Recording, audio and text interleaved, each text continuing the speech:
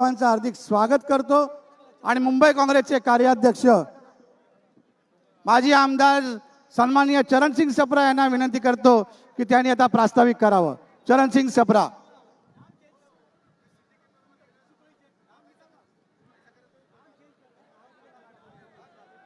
आज के इस स्थापना दिवस के कार्यक्रम में उपस्थित हमारे पूर्व मुख्यमंत्री आदरणीय पृथ्वीराज चौहान साहब, हमारे पूर्व मंत्री और महाराष्ट्र प्रदेश कांग्रेस कमेटी के अध्यक्ष आदरणीय माणिकराव ठाकरे साहब, मुंबई कांग्रेस के पूर्व अध्यक्ष आदरणीय जनार्दन चांदुरकर साहब, हमारे बीच जो 3000 किलोमीटर चल करके आदरणीय श्री राहुल गांधी जी के साथ में भारत जोड़ो यात्रा में जिन्होंने कीर्तिमान हासिल किया और जिन्होंने देश के नौजवानों को प्रेरणा देने का काम किया,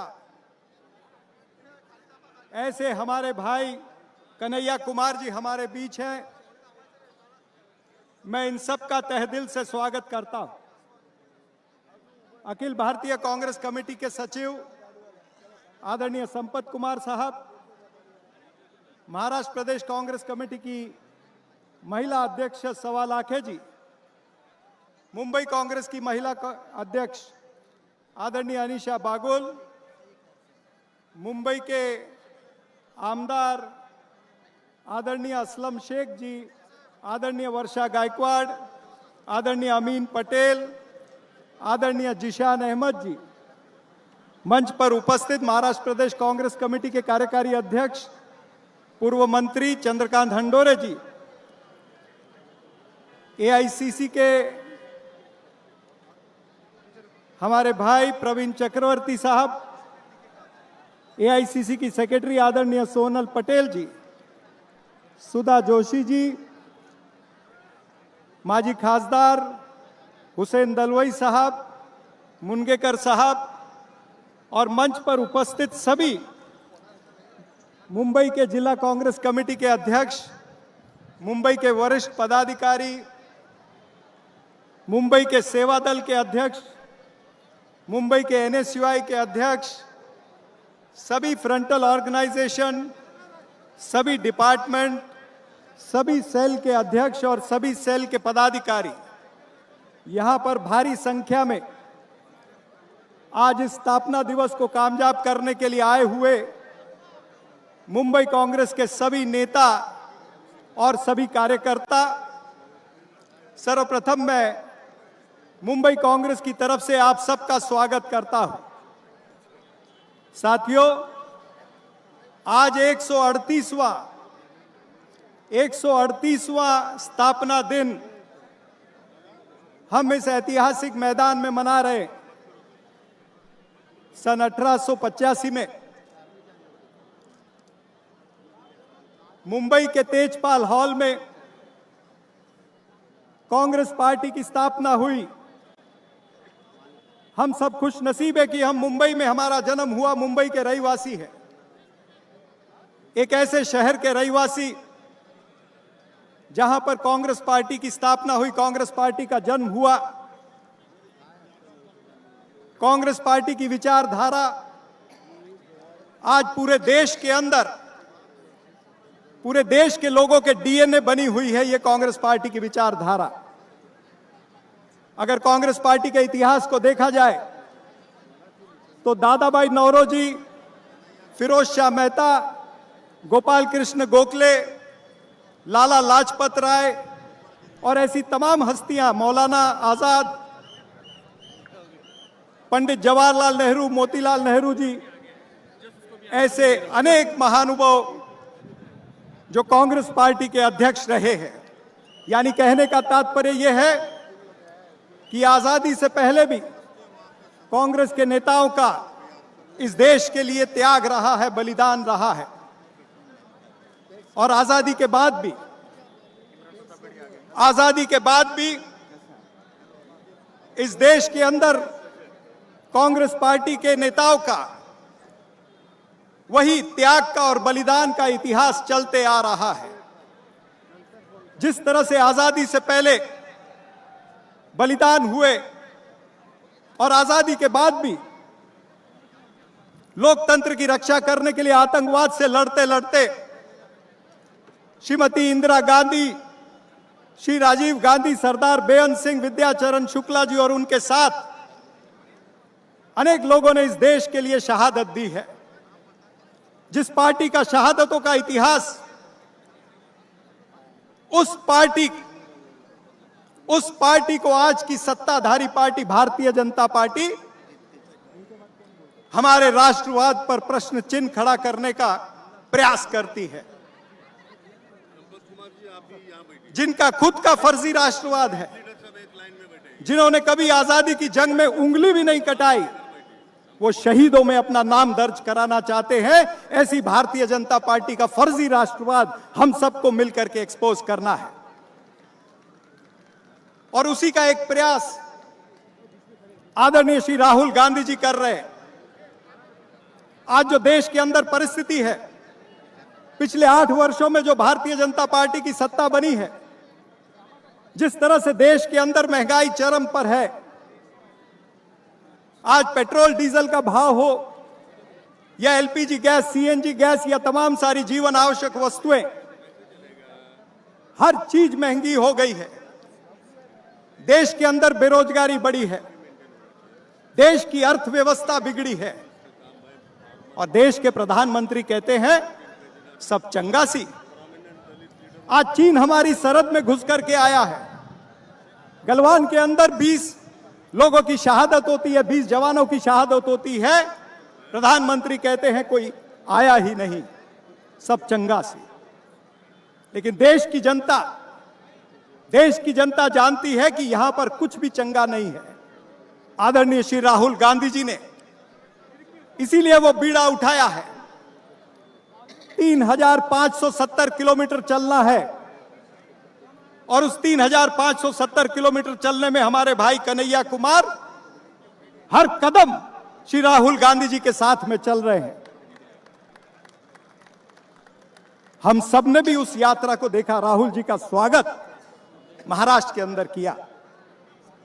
लेकिन राहुल जी की जो विचारधारा है, जो उनके विचार है, उसको जमीनी स्तर पर लेके जाने का काम हम सब नेताओं का है और सभी कार्यकर्ताओं का है।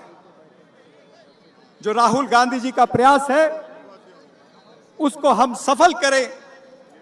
आज के इस स्थापना दिन के अवसर पर मैं आप सबसे यही विनंती करना चाहता हूं कि हम यही प्रण करें कि जो आदरणीय राहुल गांधी जी ने विचार मन में लाए हैं, जो अमीरी के खिलाफ वो लड़ रहे हैं, जो इनइक्वालिटी के खिलाफ वो लड़ रहे हैं, कि आज देश में 2 किस्म के लोग हैं, अमीर होता जा रहा है और गरीब होता जा रहा है। महंगाई के खिलाफ, बेरोजगारी के खिलाफ ये जो लड़ाई छिड़ी है, जिसका नेतृत्व आदरणीय मल्लिकार्जुन खड़गे साहब भी कर रहे हैं, हमारे नवनिर्वाचित अध्यक्ष, मैं आज उनका तहे दिल से धन्यवाद करना चाहूंगा कि उन्होंने कांग्रेस पार्टी का अध्यक्ष बनने के बाद में मुंबई कांग्रेस अध्यक्ष आदरणीय भाई जगताप जी का और हमारा जो न्योता था उसको स्वीकारा और आज के पावन दिन पर वो हमारे बीच आ रहे हैं। चंद ही मिनटों में आदरणीय मल्लिकार्जुन खड़गे साहब आपके बीच में आएंगे, कांग्रेस पार्टी की विचारधारा को आपके सामने रखेंगे। हम सबका कर्तव्य है कि मल्लिकार्जुन खड़गे जी के हाथ को मजबूत करना, राहुल गांधी जी के हाथों को मजबूत करना, श्रीमती सोनिया गांधी जी के हाथों को मजबूत करना। धन्यवाद। जय हिंद, जय महाराष्ट्र, जय भीम। स्टेज के सामने जो भैया हमारे खड़े हैं उनको गुजारिश है, कृपया लेफ्ट साइड में बहुत जगह है, आप जाके कुर्सी पे बैठ सकते हैं। अब मैं गुजारिश करूंगा मुंबई यूथ कांग्रेस के अध्यक्ष आमदार जिशान सिद्दीकी जी को कि आके अपने वक्तव्य करें।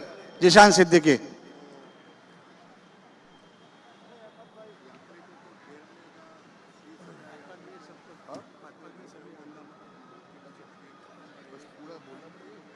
राहुल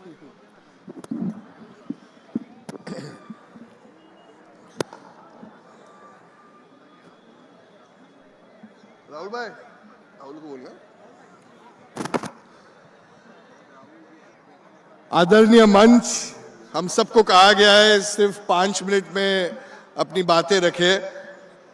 आज हम सब हमारे नए एआईसीसी प्रेसिडेंट श्री मल्लिकार्जुन खड़गे जी के स्वागत में कांग्रेस की स्थापना दिवस पर इधर इकट्ठा हुए हैं। मैं आदरणीय मंच का स्वागत करना चाहूंगा हमारे पूर्व मुख्यमंत्री श्री पृथ्वीराज चव्हाण जी, मानिकराव ठाकरे जी, इमरान प्रतापगढ़ी जी, एआईसीसी के हमारे सेक्रेटरी संपत कुमार जी, सोनल पटेल जी, असलम भाई, अमीन भाई, वर्षा ताई, चरण सिंह सापरा जी, कन्हैया कुमार जी, हुसैन दलवई साहब और अनेक जो हमारे इधर पदाधिकारी हैं। मैं आप सभी का धन्यवाद देना चाहूंगा। आप काफी समय से हमारे जो कांग्रेस के सिपाही हैं, आप सब आज इकट्ठा हुए हैं कांग्रेस की स्थापना दिवस पर, कांग्रेस के फाउंडेशन डे पर श्री मल्लिकार्जुन खड़गे जी, केसी वेणुगोपाल जी का, एच.के. पाटिल जी का स्वागत करने के लिए। आप सभी को पता है आज देश में क्या हालात है। एक ऐसी पार्टी है जो देश को तोड़ने की कोशिश कर रही है और एक हमारे नेता है राहुल गांधी जी जो देश को जोड़ने की कोशिश कर रहे हैं। पूरे देश में कन्याकुमारी से लेकर कश्मीर तक वो भारत को जोड़ने की कोशिश कर रहे हैं। हम में से अनेक लोग उनके साथ चले हैं, उनके कदम तक चले हैं और ये चलना बहुत जरूरी है। मैं भी उनके साथ महाराष्ट्र में, बेंगलोर में, कर्नाटका में एक साथ चला और बहुत अच्छा लगा देखकर कि आम जनता भी हमारे साथ जुड़ रही है। मल्लिकार्जुन खड़गे जी के लिए मैं जितना कहूं उतना कम है। वो एक नॉन पॉलिटिकल बैकग्राउंड से आए हैं और उनके पिताजी काफी हम्बल बैकग्राउंड से हैं। एक मिल के मजदूर के जो बेटे हैं, गर्व के साथ कह सकता हूं कि आज कांग्रेस पार्टी के अध्यक्ष हैं। मैं जब 26 साल का था, 26 साल की उम्र में मल्लिकार्जुन खड़गे जी महाराष्ट्र के इंचार्ज थे एआईसीसी की तरफ से और उन्होंने मुझ पर भरोसा किया और मुझे एमएलए की टिकट दी और 26 साल में मैं महाराष्ट्र का सबसे यंगेस्ट एमएलए बना। इसमें पूरा योगदान मल्लिकार्जुन खड़गे जी को जाता है, हमारे नेता राहुल गांधी जी को दे जाता है। उन्होंने मुझे वांद्रे ईस्ट से एक ऐसी कठिन सीट से एक मौका दिया, एक यूथ कांग्रेस के सिपाही को। तब मैं मुंबई यूथ कांग्रेस का महासचिव था और मैं महाराष्ट्र की असेंबली में यूथ कांग्रेस की तरफ से एक सिपाही बनकर गया हूं। बड़ी गर्व की बात है कि महाराष्ट्र में मुंबई प्रदेश युवक कांग्रेस का एक सिपाही सबसे यंगेस्ट एमएलए है। ये कांग्रेस पार्टी की देन है। आज अगर बेरोजगारी के खिलाफ, अन्याय के खिलाफ जो लोगों पे बीत रही है, उसके अत्याचार के खिलाफ अगर कोई बुलंद आवाज है तो वो सोनिया गांधी जी, राहुल गांधी जी, प्रियंका गांधी जी, मल्लिकार्जुन खड़गे जी की आवाज है। मल्लिकार्जुन खड़गे जी राज्यसभा में लीडर ऑफ ऑपोजिशन भी है और एक बुलंद आवाज है जो लोगों की पीड़ा समझते हैं। कई सालों से उन्होंने अनेक पोस्ट लिए हैं और आज जाकर वो हम सबके कांग्रेस के अध्यक्ष हैं। बड़े गर्व के साथ हम ये कह सकते हैं। कुछ ही देर में मल्लिकार्जुन खड़गे जी का भी आगमन होगा। मुझे पता है कि आप सब बेसब्री से खड़गे जी के लिए रुके हुए हो, उनके भाषण के लिए रुके हुए हो, क्योंकि खड़गे जी एक ऐसे लीडर हैं जो आम आदमी से आए हैं, आम आदमी के बीच में रहकर आए हैं और आज इंडियन नेशनल कांग्रेस के अध्यक्ष हैं। आज अगर आप देखेंगे तो देश में हाथरस या कोई भी और जगह पे अगर महिलाओं पे अत्याचार होता है या कुछ भी गलत होता है तो कांग्रेस पार्टी सड़कों पर आती है, यूथ कांग्रेस सड़कों पर आती है। कोविड काल की भी अगर मैं बात करूं तो जो केंद्रीय सरकार है, भारतीय जनता पार्टी है, नरेंद्र मोदी है, जिसको देश को संभालने की जिम्मेदारी दी गई थी, वो घर पे बैठे थे और हमारे यूथ कांग्रेस के सिपाही मेरे बड़े भाई बीवी श्रीनिवास जी, जिनको देश का ऑक्सीजन मैन कहते हैं, वो देश की सड़कों पर उतरा था, कांग्रेस पार्टी का पदाधिकारी सड़कों पर उतरा था। इसीलिए मैं आप सबका बहुत बहुत शुक्रिया अदा करना चाहूंगा। आप सब इतने तादाद पे आए हो, हम सब एक साथ हैं और एक साथ अगर हम रहेंगे मुंबई कांग्रेस में तो मुंबई में ही नहीं, महाराष्ट्र में, देश में कांग्रेस का झंडा जरूर लहराएंगे। बहुत बहुत शुक्रिया। जय हिंद, जय महाराष्ट्र, जय भीम, अल्लाह हाफिज। धन्यवाद जिशान भाई। अब मैं गुजारिश करूंगा, भारत जोड़ो यात्रा में राहुल जी के साथ जो संघ चले हैं, विद्यार्थी मूवमेंट में हमेशा आगे रहे और आज इस कांग्रेस के 138वें स्थापना दिन के उपलक्ष्य में मुंबई कांग्रेस के अध्यक्ष सन्माननीय भाई जगताप जी के न्योते पे आज यहाँ दिल्ली से आए हैं। मैं युवा नेता कन्हैया कुमार जी को दावत देता हूं कि आए अभी सभी को संबोधित करें।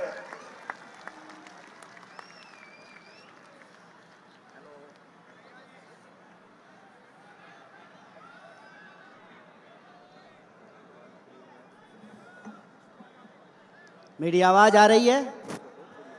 पीछे पीछे, सबसे पीछे हाथ ही उठा। आप लोगों को इस तरफ आवाज आ रही है? तो मेरी आवाज जहां तक पहुंच रही है, इस मुंबई के, महाराष्ट्र के अलग अलग कोने से आए हुए आप तमाम कांग्रेस के कार्यकर्ताओं का, आदरणीय बुजुर्गों का, नौजवान साथियों का, माताओं बहनों का, खेती करके, किसानी करके, दुकान चला करके, व्यापार करके, नौकरी करके, मेहनत मजदूरी करके अपने परिवार का भरण पोषण करने वाले आप तमाम मेहनत का साबाम का क्रांतिकारी इस्तकबाल करता हूं, आपका हार्दिक अभिनंदन करता हूं। दोस्तों, मैं आपसे दो चार बातें कहूंगा क्योंकि यह मौका है पार्टी के स्थापना दिवस का, भारतीय राष्ट्रीय कांग्रेस के स्थापना दिवस का। उससे पहले मैं मंच पे मौजूद अपने सभी आदरणीय नेताओं का और मैं खास करके जिशान को धन्यवाद देना चाहता हूं क्योंकि जिशान भाई मेरे से पहले आए और सभी नेताओं का नाम लेकर के स्वागत कर दिया है। तो मैं इकट्ठे आप तमाम लोगों को शुक्रिया अदा करता हूं, आपको धन्यवाद करता हूं। और मैं विशेष रूप से धन्यवाद करना चाहता हूं मुंबई कांग्रेस के हमारे तमाम पदाधिकारियों का कि इस खास मौके पर उन्होंने मुंबई आने का मौका दिया है। क्योंकि हम लोग जब स्कूल में पढ़ते थे तो इतिहास की किताब में पढ़ाया जाता था कि 28 दिसंबर को 1885 में, उस समय बंबई कहा जाता था, बंबई में 72 डेलीगेट्स आए थे पहला पार्टी अधिवेशन में। भारतीय राष्ट्रीय कांग्रेस के पहले अधिवेशन में 72 लोग आए थे, ओनली 72।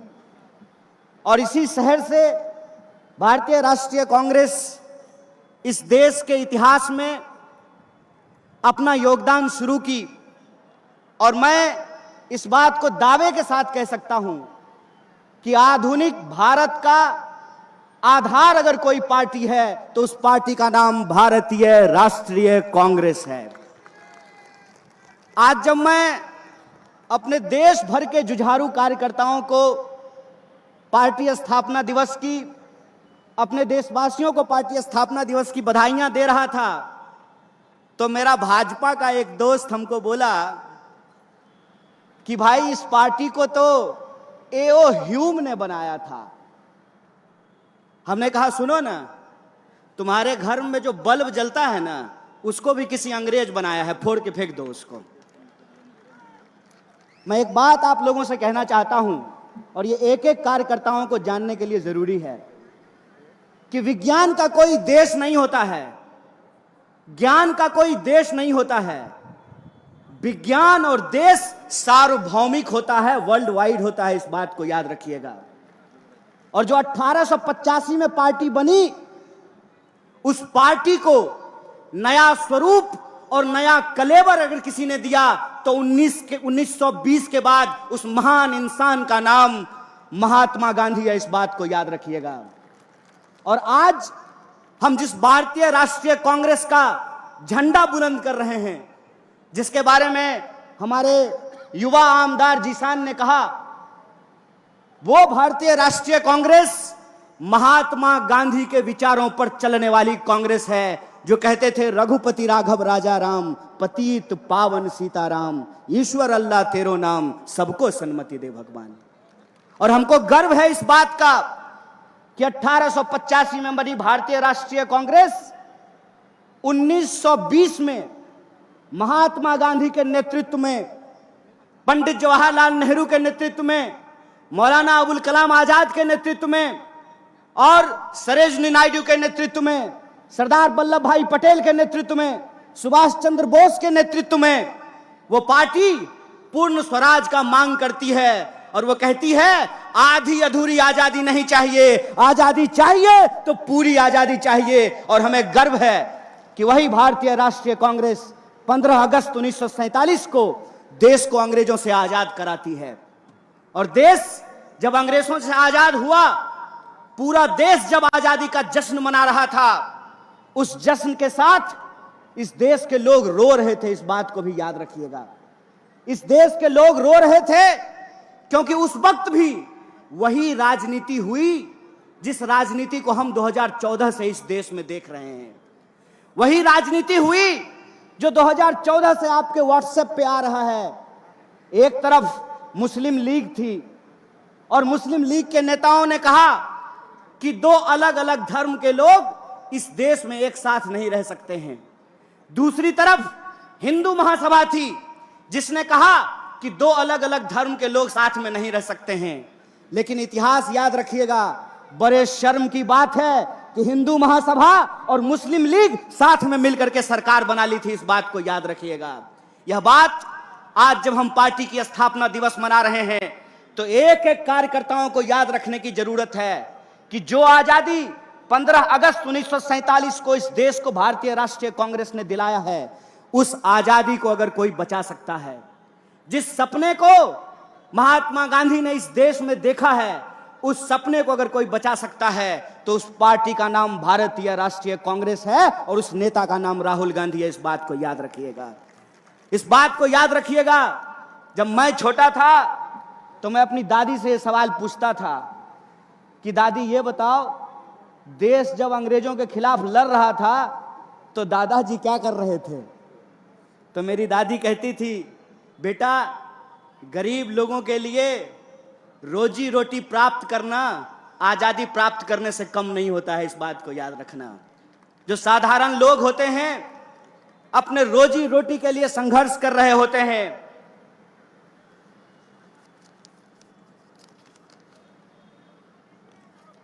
अपने रोजी रोटी के लिए संघर्ष कर रहे होते हैं, लेकिन देश जब परिवर्तन की ओर उन्मुख हो, देश में जब कोई बदलाव हो रहा हो, तो उस बदलाव में शामिल होना सौभाग्य की बात होती है। मैं अपने सेवा दल के कुछ साथियों को यहां खड़ा देख रहा हूं। आप लोग भारत जोड़ो यात्रा में शामिल हुए हैं। यह सिर्फ वर्तमान की बात नहीं है, यह इतिहास है और यह इस देश का भविष्य तय करने वाला है। इस बात को याद रखिएगा। इस बात में कोई दो राय नहीं है कि दो तरह के विचार के लोग इस देश में रह रहे हैं। एक वो हैं जो इंसान को आपस में बांटना चाहते हैं, एक वो हैं जो नफरत की भाषा बोल रहे हैं, एक वो हैं जो इंसान को आपस में उनकी पहचान के आधार पर लड़ा रहे हैं, एक वो हैं जो इस देश के लोगों का रोजी रोटी छीन करके अपने दोस्तों की तिजोरियों में भर रहे हैं। दूसरी तरफ भारतीय राष्ट्रीय कांग्रेस है, जिसको इस देश के लोगों को जोड़ करके रखना है, उनके बीच में मोहब्बत का पैगाम और संदेशा लेकर के जाना है। उनको इस बात को इंश्योर करना है कि इस देश के भीतर सबके लिए रोजी रोटी का इंतजाम होगा। यह देश सबका है, सिर्फ प्रधानमंत्री के दोस्त का नहीं है। इस बात का हमको संघर्ष करना पड़ेगा। इसीलिए जब आज हमारे सामने दो तरह के विचार है, एक तरफ वो लोग हैं जो नफरत की भाषा बोल रहे हैं, तो दूसरी तरफ हम तमाम लोगों को मोहब्बत की भाषा बोलनी पड़ेगी। एक तरफ वो लोग हैं जो दंगा फैलाने की बात कर रहे हैं, हिंसा करने की बात कर रहे हैं, तो हमको आपस में मिलजुल करके एकजुट होकर के रहने की जरूरत है। और आप लोगों ने देखा होगा, एक सांसद हैं भोपाल की, सुना है कि नहीं सुना है? मैं उनको साध्वी नहीं बोलता हूं, क्योंकि साध्वी की भाषा में ना हिंसा नहीं होती है। जो सन्यासी होता है वो नफरत की बात नहीं करता है। जो सन्यासी होगा वो नफरत की बात नहीं करेगा, और जो नफरत की बात करेगा वो सन्यासी नहीं हो सकता है। इस बात को याद रखिएगा। तो वो जो सांसद हैं उन्होंने हिंसा की बात की, तो मुझे इसमें ना एक जो है साजिश दिखाई देता है। साजिश जानते हैं क्या है? वो सांसद महोदया एक्चुअली जय शाह के पापा का मजाक उड़ा रहे थे। जय शाह के पापा का मजाक कैसे उड़ा रहे थे? देश का गृह मंत्री कौन है? अमित शाह है ना। तो कानून व्यवस्था का पालन करना किसका काम है? अमित शाह का। तो साध्वी ये कह रही थी कि अमित शाह निकम्मा है, इसीलिए अपने घर में चाकू तेज कर लिए, यही कह रही थी ना। उस बयान का यह भी मतलब तो निकाला जा सकता है कि आप इस देश के बहुसंख्यकों को डरा रहे हैं और आप ये बता रहे हैं कि जय शाह का पप्पा किसी काम का नहीं है, इसीलिए अपने घर में चाकू तेज कर लीजिए। यह बात आपको ठीक लगती है? यहां पुलिस के लोग वर्दी पहन करके खड़े हैं, क्या मैडम हम ही लोग चाकू तेज कर लें तो आप लोग क्या कीजिएगा? उत्तर प्रदेश पुलिस की तरह मुंह से ही ठाई ठाई कीजिएगा? क्या कीजिएगा बताइए? बताइए इस देश की सिक्योरिटी फोर्सेज क्या करेगी? बताइए इस देश की पुलिस क्या करेगी? बताइए इस देश की न्यायपालिका क्या करेगी? बताइए इस देश की अदालतों में क्या होगा? बताइए इस देश में कानून व्यवस्था का क्या होगा? अगर हमको अपने घर में चाकू तेज करना है तो फिर गृह मंत्री किस लिए है? अपने बेटा को बीसीसीआई का सेक्रेटरी बनाने के लिए? किस लिए है गृह मंत्री? किस लिए है रक्षा मंत्री? इस सवाल को अपने मन में पूछिए, और इस सवाल को जब आप अपने मन में पूछेंगे तब आपको समझ में आएगा कि ये नफरत की भाषा क्यों बोली जाती है। ये नफरत की भाषा इसलिए बोली जाती है ताकि हम आपस में लड़ने लगें, और जब हम आपस में लड़ने लगेंगे तो हमारा रेलवे बेच करके अपने दोस्त की तिजोरी में साहब पहुंचा देंगे। साहब ने कहा कि हम ट्रेन के डब्बे में चाय बेचते थे। गुरु हम आपको चाय बेचते हुए तो नहीं देखे हैं, लेकिन रेलवे बेचते हुए आपको देख रहे हैं।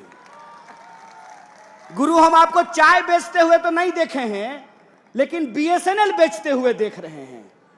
गुरु हम आपको चाय बेचते हुए नहीं देखे हैं, लेकिन एलआईसी बेचते हुए देख रहे हैं। देख रहे हैं कि नहीं देख रहे हैं? और अगर कोई चाय बेचने वाला होता तो दूध का दाम बढ़ाता क्या? मैं मोदी जी की तरफ पूछूं क्या? अगर कोई चाय बेचने वाला देश का प्रधानमंत्री होता तो जब नया साल आने वाला है तो 2 रुपया दूध महंगा किया जाता क्या? दूध से इनका नाता नहीं है, चीनियों से जरूर है। दूध से नाता हो ना हो, चीनी से जरूर है। और यह बात मैं क्यों बोल रहा हूं? पहली बार ऐसा हुआ है कि कोई हमारे यहां आ गया, गलत किया। पूरी तरीके से भारतीय राष्ट्रीय कांग्रेस चाइना का विरोध करती है, उसकी निंदा करती है कि चाइना को कोई अधिकार नहीं है कि हमारी सीमा में घुसे, और अगर घुसेंगे तो हमको अपने देश के जवानों पे भरोसा है। हमारे घर में लोग फौज की नौकरी करते हैं, इसीलिए हमको पता है, अरे जूता नहीं भी होगा ना तो हौसलों से उनका मुकाबला करेंगे, यह बात हम जानते हैं। लेकिन कुछ निकम्मे लोग हैं कि बड़ी चालाकी से वर्दी के पीछे छुप जाते हैं। कभी वर्दी को बदनाम कर देते हैं, कभी वर्दी के पीछे छुप जाते हैं। जब प्रज्ञा बोल रही थी चाकू तेज कर लीजिए, तब वर्दी को बदनाम कर रही थी, पुलिस वालों का मजाक उड़ा रही थी। और जब सरकार से सवाल पूछा गया तो वर्दी के पीछे छुप गए। तो मैं उनसे कहना चाहता हूं कि विपक्ष होने के नाते हम सरकार से सवाल पूछते हैं, और सरकार से सवाल पूछना सेना का अपमान करना नहीं होता है। सरकार ये जवाब दे कि प्रधानमंत्री जब कहते हैं कि ना कोई आया था ना कोई आया है, तो हमारे जवान घायल कैसे हुए, इस सवाल का जवाब रक्षा मंत्री को देना चाहिए। दोस्तों, हम एक गंभीर परिस्थिति से गुजर रहे हैं। इसीलिए भारतीय राष्ट्रीय कांग्रेस जिस तरीके से मजबूत विपक्ष की भूमिका निभा रही है, हमारे एक एक कार्यकर्ताओं को इस देश के एक एक घर तक पहुंचना पड़ेगा। और जो हमारी विचारधारा है, वैष्णव जनते तेने कहिए पीड़ पड़ाई जाने गए। वैष्णव होने का मतलब होता है दूसरे के दुख दर्द में शामिल होना। और आज इस देश का दुख दर्द क्या है? दुख दर्द यह है कि जीएसटी और नोटबंदी के चलते इस देश के व्यापार को तबाह कर दिया गया है। दुख दर्द यह है कि 100 में से 45 लोग बेरोजगार होकर के घूम रहे हैं। दर्द यह है कि हर 15वें 16वें मिनट में हमारी किसी महिला के साथ कोई अत्याचार होता है। दर्द यह है कि शोषितों वंचितों के ऊपर अत्याचार हो रहा है। दर्द यह है कि दिन भर ये साहब क्या भाऊ लाठी लेकर के ड्यूटी करते हैं, बुढ़ापा में पेंशन नहीं मिलेगा तो आपको सुरक्षा मिलेगी। दर्द यह है कि जो लोग अपनी पूरी जिंदगी लगा देते हैं सरकार की नौकरी करने के लिए, उनका पेंशन बंद कर दिया गया है। यह इस देश का बुनियादी सवाल है। इस देश का बुनियादी सवाल रोजी रोटी, कपड़ा, मकान, शिक्षा, स्वास्थ्य, सड़क, बिजली, पानी का सवाल है। इसीलिए हम आपसे यह अंतिम आग्रह करना चाहते हैं कि जब तक भारतीय राष्ट्रीय कांग्रेस है, तब तक इस देश के ऊपर गोडसे की विचारधारा नहीं थोपी जा सकती है। इंसान को इंसान से नहीं लड़ाया जा सकता है, इंसान को इंसान से नहीं बांटा जा सकता है। इसीलिए हमको अपने देश के बुनियादी सवालों पे बात करना है, और बुनियादी सवाल पे बात हो, इसके लिए जरूरी है कि नफरत की भाषा जो बोलने वाले लोग हैं, हम उनके साथ नहीं खड़े होंगे। समाज को जो बांटने वाले लोग हैं, हम उनके साथ नहीं खड़े होंगे। इसीलिए हम आपसे आग्रह करते हैं कि व्हाट्सएप मैसेज पे मत जाइए। टीवी जो आपको दिन रात दिखाता है, उस पे भरोसा मत कीजिए। सच्चाई यह है कि सरकार कुछ भी भाषण दे दे, महंगाई से इस देश की अर्थव्यवस्था की कमर टूट रही है। सच्चाई यह है कि नौकरियों के नहीं चलते, अकेले रेलवे में 2.5 लाख पोस्ट खाली है। नौकरियों में भर्तियां नहीं होने के चलते नौजवानों के सपने टूट रहे हैं। जीएसटी और नोटबंदी के चलते व्यापारियों की कमर टूट रही है। यह जो देश का सपना टूट रहा है, उस टूटे हुए सपने को जोड़ने का नाम है भारत जोड़ो यात्रा है। इस बात को याद रखिएगा। और यह भारत जोड़ो यात्रा अपने मुहिम में सफल होगा जब हम भारतीय राष्ट्रीय कांग्रेस के एक एक कार्यकर्ता, जो भारतीय राष्ट्रीय कांग्रेस ने हमको आजादी दिलाई है, उस आजादी को बचाने के लिए संघर्षरत रहते हैं। हमको ये याद रखना पड़ेगा कि डॉक्टर बाबा साहब भीमराव अंबेडकर ने हमको बराबरी का संविधान दिया है, और यह जो बराबरी का संविधान है, जब तक यह संविधान जिंदा रहेगा, तब तक हिंदू और मुसलमान को आपस में कोई लड़ा नहीं सकता है, इस देश को कोई मिटा नहीं सकता। इस बात को याद रखिएगा। इसीलिए संविधान की रक्षा करने के लिए भारतीय राष्ट्रीय कांग्रेस के विचारों को जनता के बीच में लेकर जाने के लिए, और जनता के जो सवाल हैं, रोजी रोटी, कपड़ा, मकान का सवाल, उस पर ईमानदारी से लड़ने के लिए मैं आप तमाम लोगों को बधाई देता हूं, शुक्रिया देता हूं। और एक बार फिर से आप सब लोग पार्टी स्थापना दिवस में शामिल हुए, इसके लिए आपका बहुत बहुत धन्यवाद करके अपनी बात को खत्म करूंगा। शुक्रिया। इनकलाब जिंदाबाद। जय हिंद, जय महाराष्ट्र। धन्यवाद कन्हैया कुमार जी। अब मैं गुजारिश करता हूं अखिल भारतीय कांग्रेस कमेटी के अल्पसंख्यक विभाग के चेयरमैन और महाराष्ट्र के सांसद बने हैं इमरान प्रतापगढ़ी जी को दावत देता हूं कि आके अपने मनोगत व्यक्त करें, अपना वक्तव्य करें।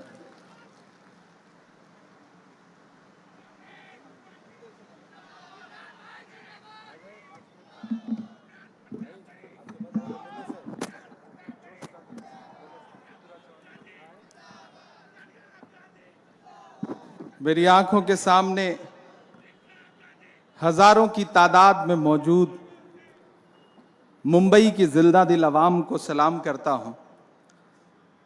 आप काफी देर से आकर के बैठे हैं, मुझे पता है। खड़गे जी का इंतजार कर रहे हैं, केसी वेणुगोपाल जी का इंतजार कर रहे हैं।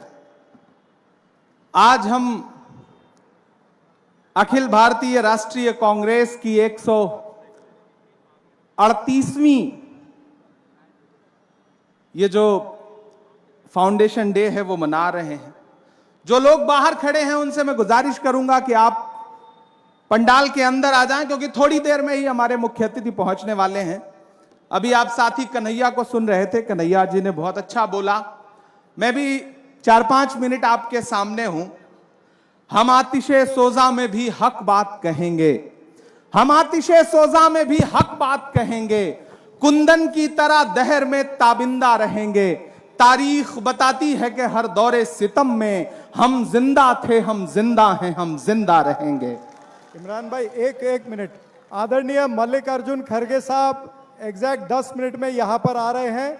आप सबसे विनंती है कि आप, इमरान भाई अभी अपना वक्तव्य रख रहे हैं, उसको ध्यान से सुने। सभी अपनी अपनी जगह पे बैठे रहे। धन्यवाद।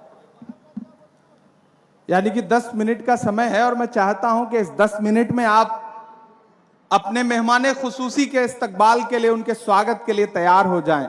जो पीछे लोग बैठे हैं मैं उनसे भी गुजारिश करूंगा कि जहां हैं जैसे हैं आप बैठ जाएं। और इधर जो सामने लोग बैठे हैं, जिस जिंदा दिली के लिए मुंबई जानी पहचानी जाती है वो जिंदा दिली मुंबई में नजर आनी चाहिए, जिसके लिए हम लोग दूर से हमेशा ये सोचते हैं कि मुंबई एक जिंदा लोगों का शहर है, जिंदा दिल लोगों का शहर है। मेरे भाई, आज हम 138वां स्थापना दिवस मना रहे हैं और एक ऐसे मुश्किल दौर में स्थापना दिवस हम मना रहे हैं जब देश तमाम दुश्वारियों से घिरा हुआ है। दिल्ली की गद्दी पर बैठा हुआ हाकिम यह सोचता है कि देश जैसे वो चाहेगा उस तरह से चलेगा, देश उसकी मर्जी से चलेगा, जैसा वो आदेश कर देगा देश वैसे चलेगा। लेकिन एक तरफ अखिल भारतीय राष्ट्रीय कांग्रेस के वो लोग खड़े हैं जो ये कहते हैं कि नहीं, देश किसी तानाशाह की मर्जी से नहीं चलेगा, बल्कि देश डॉक्टर बाबा साहब भीमराव अंबेडकर के लिखे हुए संविधान से चलेगा, देश महात्मा गांधी के उसूलों से चलेगा, देश पंडित जवाहरलाल नेहरू के विचारों से चलेगा, देश मौलाना आजाद के ख्वाबों से चलेगा, देश उन तमाम स्वतंत्रता आंदोलन में अपनी कुर्बानियां देने वाले बुजुर्गों की सच्ची आत्माओं की जो ख्वाहिशें थी उससे चलेगा।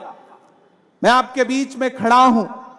हम सब आज दिल्ली से आपके बीच इसलिए आए, दिल्ली में स्थापना दिवस का एक बड़ा कार्यक्रम था, लेकिन मुंबई कांग्रेस ने आज जो कोशिश की है, मैं उसके लिए मुंबई कांग्रेस को बधाई देता हूं कि आप एयरपोर्ट पर उतरिए और यहां तक आइए तो चारों तरफ सिर्फ और सिर्फ कांग्रेस के लहराते हुए झंडे हैं, पोस्टर है, बैनर है, जो यह बताता है कि कांग्रेस मुक्त भारत का सपना देखने वालों, यह सपना आपकी आंखों में हमेशा धरा का धरा रह जाएगा।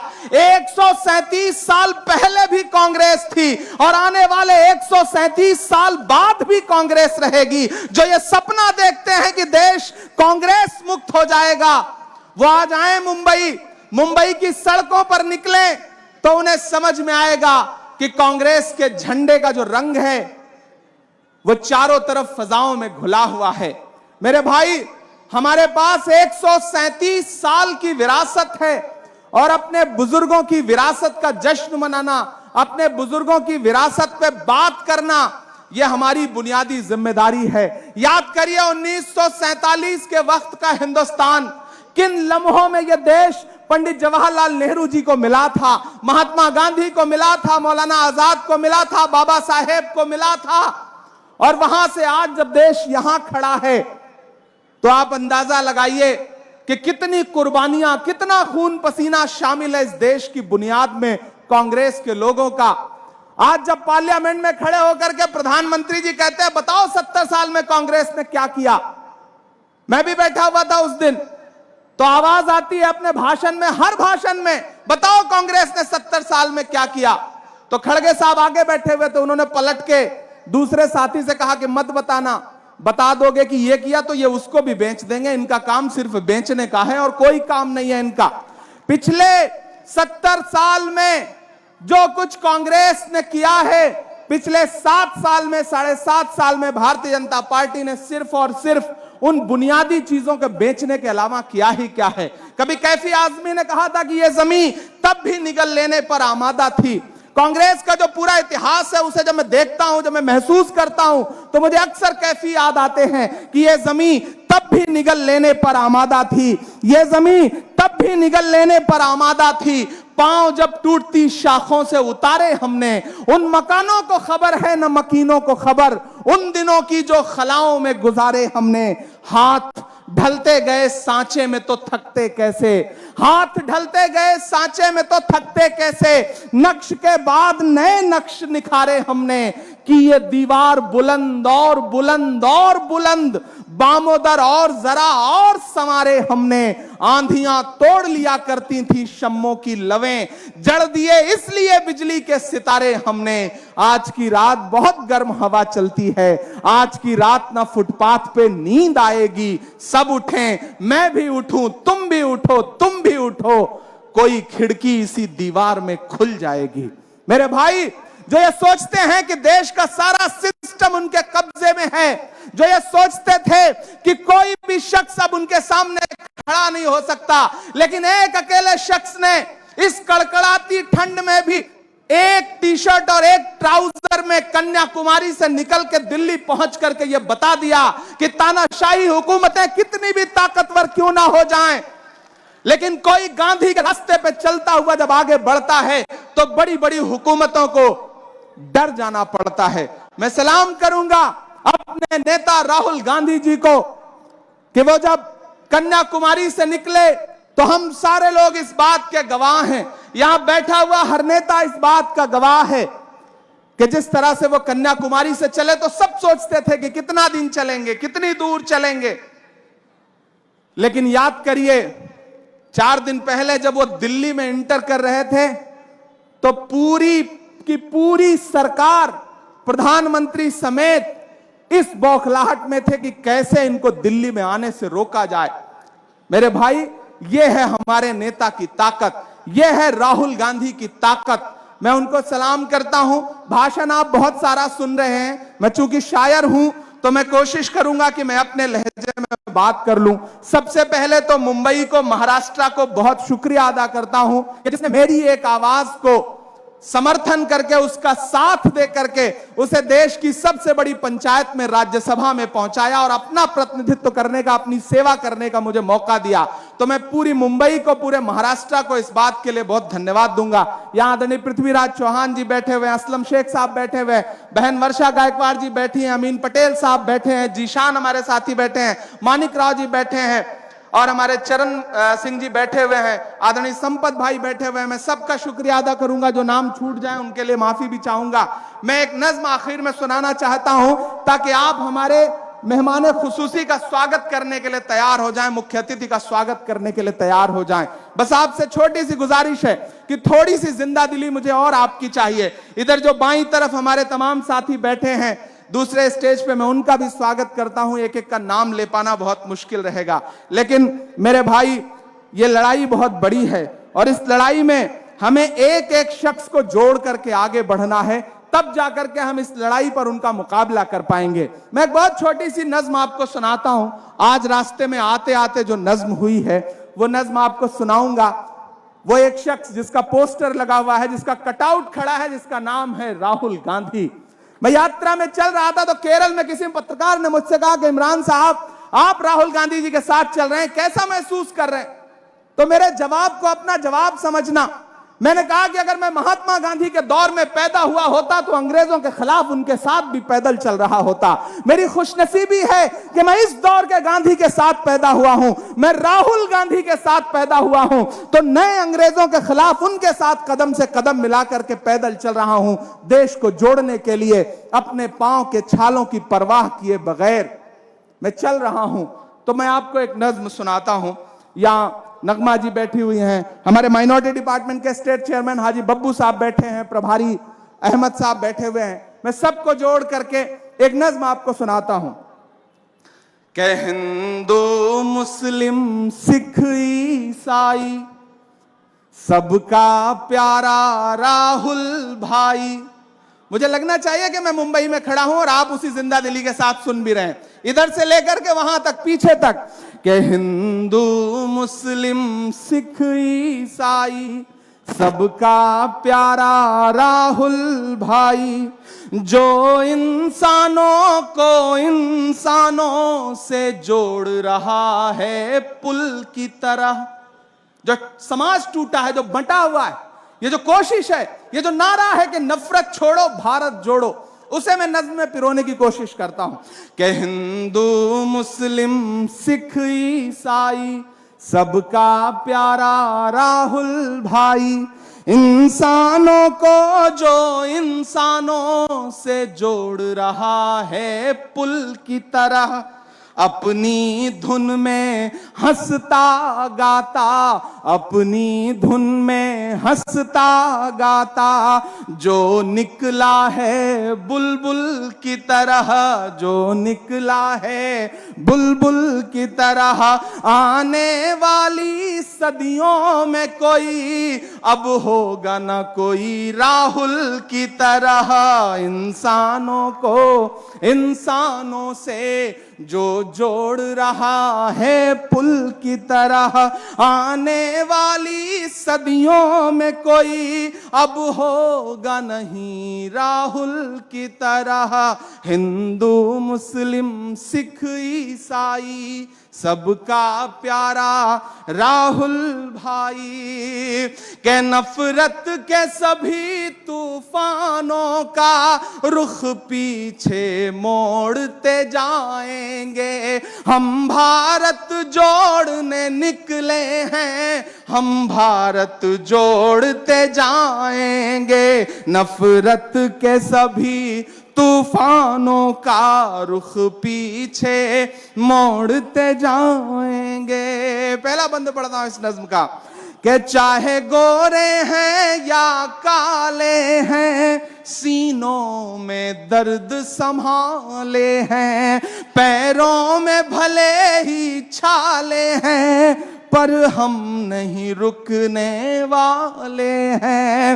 होठों पे सभी के एक नारा, होठों पे सभी के एक नारा, और सबके दिलों में एक लगन, आबाद रहे ये अपना वतन, जिंदाबाद रहे ये अपना वतन, हर एक कदम पर चाहत की एक दुनिया छोड़ते जाएंगे, हम भारत जोड़ने निकले हैं, हम भारत जोड़ते जाएंगे, नफरत के सभी तूफानों को। आखिरी बंद पढ़ता हूं,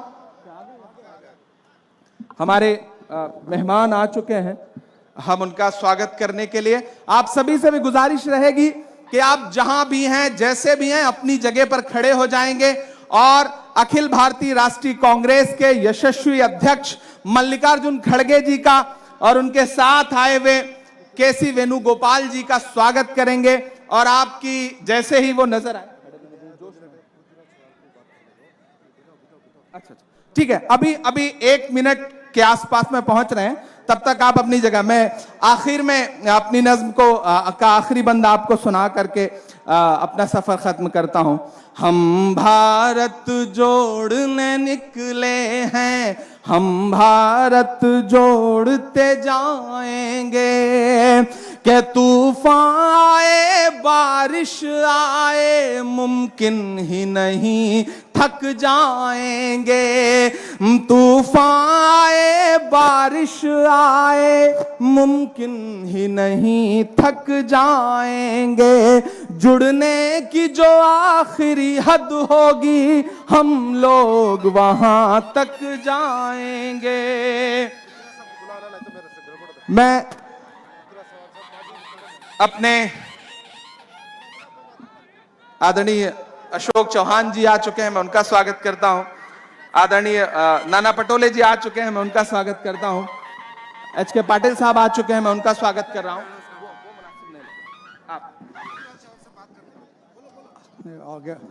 सेवा दलातर्फे या ठिकाणी भारतीय राष्ट्रीय काँग्रेसचे अध्यक्ष सन्माननीय मल्लिकार्जुन खरगे यांना गार्ड ऑफ ऑनर दिला जात आहे। मुंबई काँग्रेसचे सेवा दल सतीश मनचंद आणि त्यांचे सहकारी खरगे साहेबांबरोबर अखिल भारतीय काँग्रेस कमिटीचे सरचिटणीस सन्माननीय वेणुगोपालजी, महाराष्ट्राचे आणि मुंबईचे प्रभारी सन्माननीय HK पाटीलजी, खासदार नासिर हुसेनजी, मुंबई काँग्रेसचे अध्यक्ष भाई जगतापजी, व्यासपीठावर उपस्थित महाराष्ट्र प्रदेश काँग्रेस कमिटीचे अध्यक्ष नाना पटोलेजी, महाराष्ट्राचे माजी मुख्यमंत्री अशोकरावजी चव्हाण यांचं इथे हार्दिक स्वागत आहे। मी विनंती करतो सन्माननीय महाराष्ट्राचे माजी मुख्यमंत्री पृथ्वीराजजी चव्हाण यांना की त्यांनी आपलं मनोगत व्यक्त करावं। पृथ्वीराजजी चव्हाण।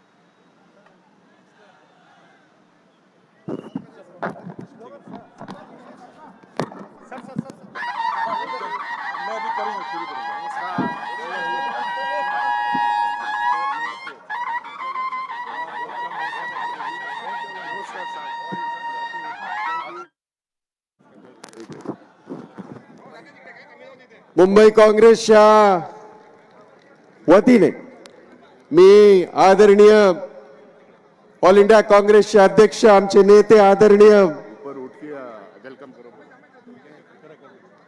मल्लिकार्जुन खरगे यांचं स्वागत करतो। सगळ्यांनी उभं राहून आपण सगळ्यांनी त्यांना सलामी देत आहोत। सगळ्यांनी आपल्या जागेवर उभं राहा, आपल्या जागेवर उभं राहा। जोरदार टाळ्याने मी त्यांचं या ठिकाणी स्वागत करतो आणि पृथ्वीराज चव्हाणांना विनंती करतो की त्यांनी आपलं संबोधन करावं। चव्हाण साहेब।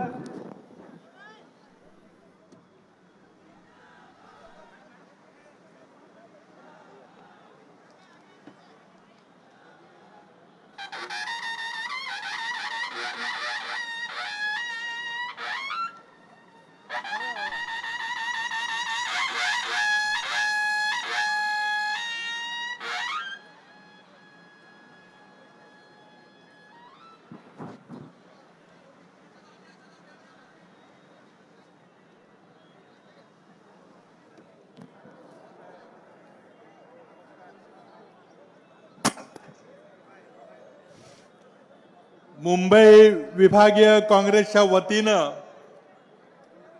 आज साजरा होत असलेला काँग्रेसचा 138वा स्थापना दिन आणि या स्थापना दिनाच्या निमित्तानं आज मुंबई विभागीय काँग्रेसचे अध्यक्ष भाई जगताप यांच्या निमंत्रणाला मान देऊन आज अखिल भारतीय काँग्रेस कमिटीचे अध्यक्ष सन्माननीय मल्लिकार्जुनजी खरगे आज या कार्यक्रमाला उपस्थित राहिलेले आहेत। त्यांच्याबरोबर मंचकावर वेणुगोपालजी, HK पाटीलजी, नाना पटोलेजी, अशोक चव्हाणजी, भाई जगतापजी, संदीप कुमारजी आणि त्याचबरोबर सर्व मुंबई विभागीय काँग्रेसचे सर्व पदाधिकारी, महाराष्ट्र प्रदेश काँग्रेसचे सर्व पदाधिकारी, विधिमंडळातील आमचे सर्व सहकारी आणि या विराट कार्यक्रमामध्ये उपस्थित आपण सर्व काँग्रेस पक्षावर प्रेम करणारे काँग्रेसचे कार्यकर्ते, बंधू भगिनी आणि युवक मित्रांनो, सर्वप्रथम मी मल्लिकार्जुनजी खरगे काँग्रेसचे अध्यक्ष झाले आणि काँग्रेसचे अध्यक्ष झाल्यावर पहिल्यांदाच ते मुंबईला येत आहेत. त्यांचं आताच सेवा दलाच्या कार्यकर्त्यांनी सलामी देऊन स्वागत केलेलं आहे. आणि या मंचावर आम्ही सगळेजण त्यांचं अभिनंदन करण्याकरता, त्यांचं स्वागत करण्याकरता या ठिकाणी आलेलो आहे. देश एका निर्णायक कालखंडातून चाललेला आहे. काँग्रेस पक्ष आपली ऐतिहासिक जबाबदारी या देशाला एकसंघ ठेवण्याची, या देशाचे स्वातंत्र्य अबाधित ठेवण्याची, या देशातील बंधुभाव कायम ठेवण्याची ऐतिहासिक जबाबदारी राहुल गांधी यांच्या नेतृत्वाखाली चालू असलेली भारत जोडो यात्रेच्या निमित्तानं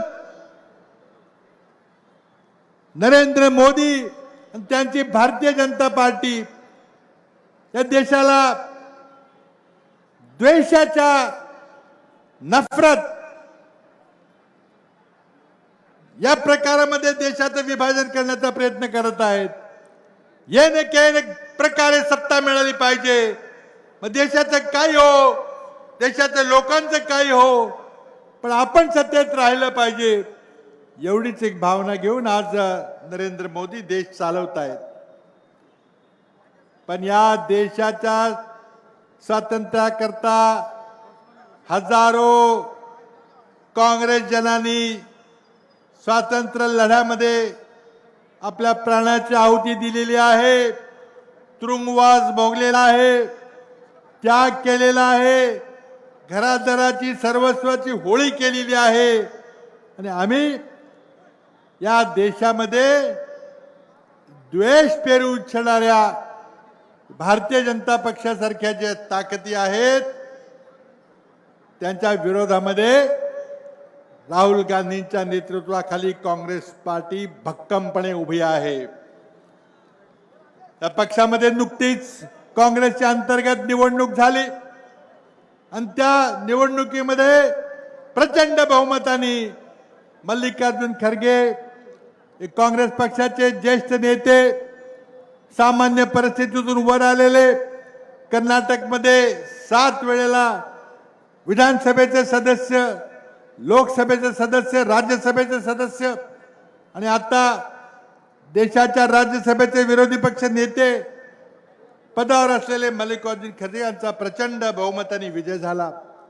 तर नुकतीच त्यांनी काँग्रेसच्या अध्यक्षपदाची सूत्र हातात घेतलेली आहेत आणि आता एकामागोमाग एक वेगवेगळ्या राज्यांचा दौरा करत आज काँग्रेसला पुन्हा ताकद निर्माण करून देण्याचा प्रयत्न राज्यसभेमध्ये आणि देशभरामध्ये ते करत आहेत. एका बाजूला राहुलजी गांधी भारत जोडो यात्रेच्या निमित्तानं खरोखरी सगळ्या देशातल्या सामान्य माणसांना त्यांनी खरंच जोडलेला आहे, खरं एकत्रित केलेलं आहे. ज्या माणसांचा काँग्रेस पक्षाची काही संबंध नाही, पण आज देश वाचला पाहिजे, देश विभाजित झाला नाही पाहिजे, अशा विचाराचे जे सामान्य सिव्हिल सोसायटीची जी माणसं आहेत ते सगळे नेते मंडळी यात्रेमध्ये सामील झालेली आहेत. आज देशाची अर्थव्यवस्था नरेंद्र मोदीच्या नेतृत्वाखाली सत्यानाशच्या वाटेकडे चाललेली आहे. प्रचंड मोठं बेरोजगारीचं संकट, महागाईचं संकट आपल्यावर येऊन ठोकलेलं आहे. आज एका CMI सारख्या संस्थेने आपल्याला 5.5 कोटी लोक बेरोजगार असल्याचं आपल्याला सांगितलेलं आहे. आणि अशा परिस्थितीमध्ये काँग्रेसची ही ऐतिहासिक जबाबदारी आहे की देशाला पुन्हा हे संघ ठेवून देशामध्ये पुन्हा काँग्रेसच्या विचाराचं, समतेचं, बंधुत्वाचं वातावरण निर्माण करून देशाचं कसल्याही प्रकारे भारतीय जनता पक्ष जे प्रयत्न करतोय तो विभाजन होऊ देणार नाही याची प्रतिज्ञा घेऊन आज या लढ्यामध्ये आपल्याला सामील व्हायचंय. मी पुन्हा एकदा मल्लिकार्जुन खरगे यांचं मनपूर्वक या ठिकाणी स्वागत करतो. काँग्रेस पक्षाचे अध्यक्ष झाल्याबद्दल त्यांचं अभिनंदन करतो.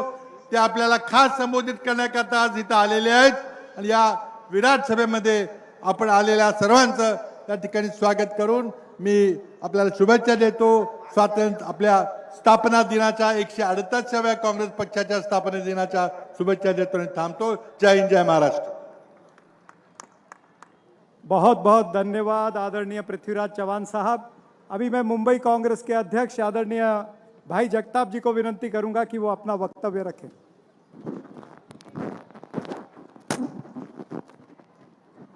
काँग्रेस पक्षाच्या 138व्या स्थापना दिनानिमित्त उपस्थित असलेले आम्हा सगळ्यांचे नेते, ऑल इंडिया काँग्रेसचे अध्यक्ष आदरणीय मल्लिकार्जुन खरगे साहेब, या ठिकाणी उपस्थित ऑल इंडिया काँग्रेसचे आमचे जनरल सेक्रेटरी, आमचे नेते आदरणीय के.सी.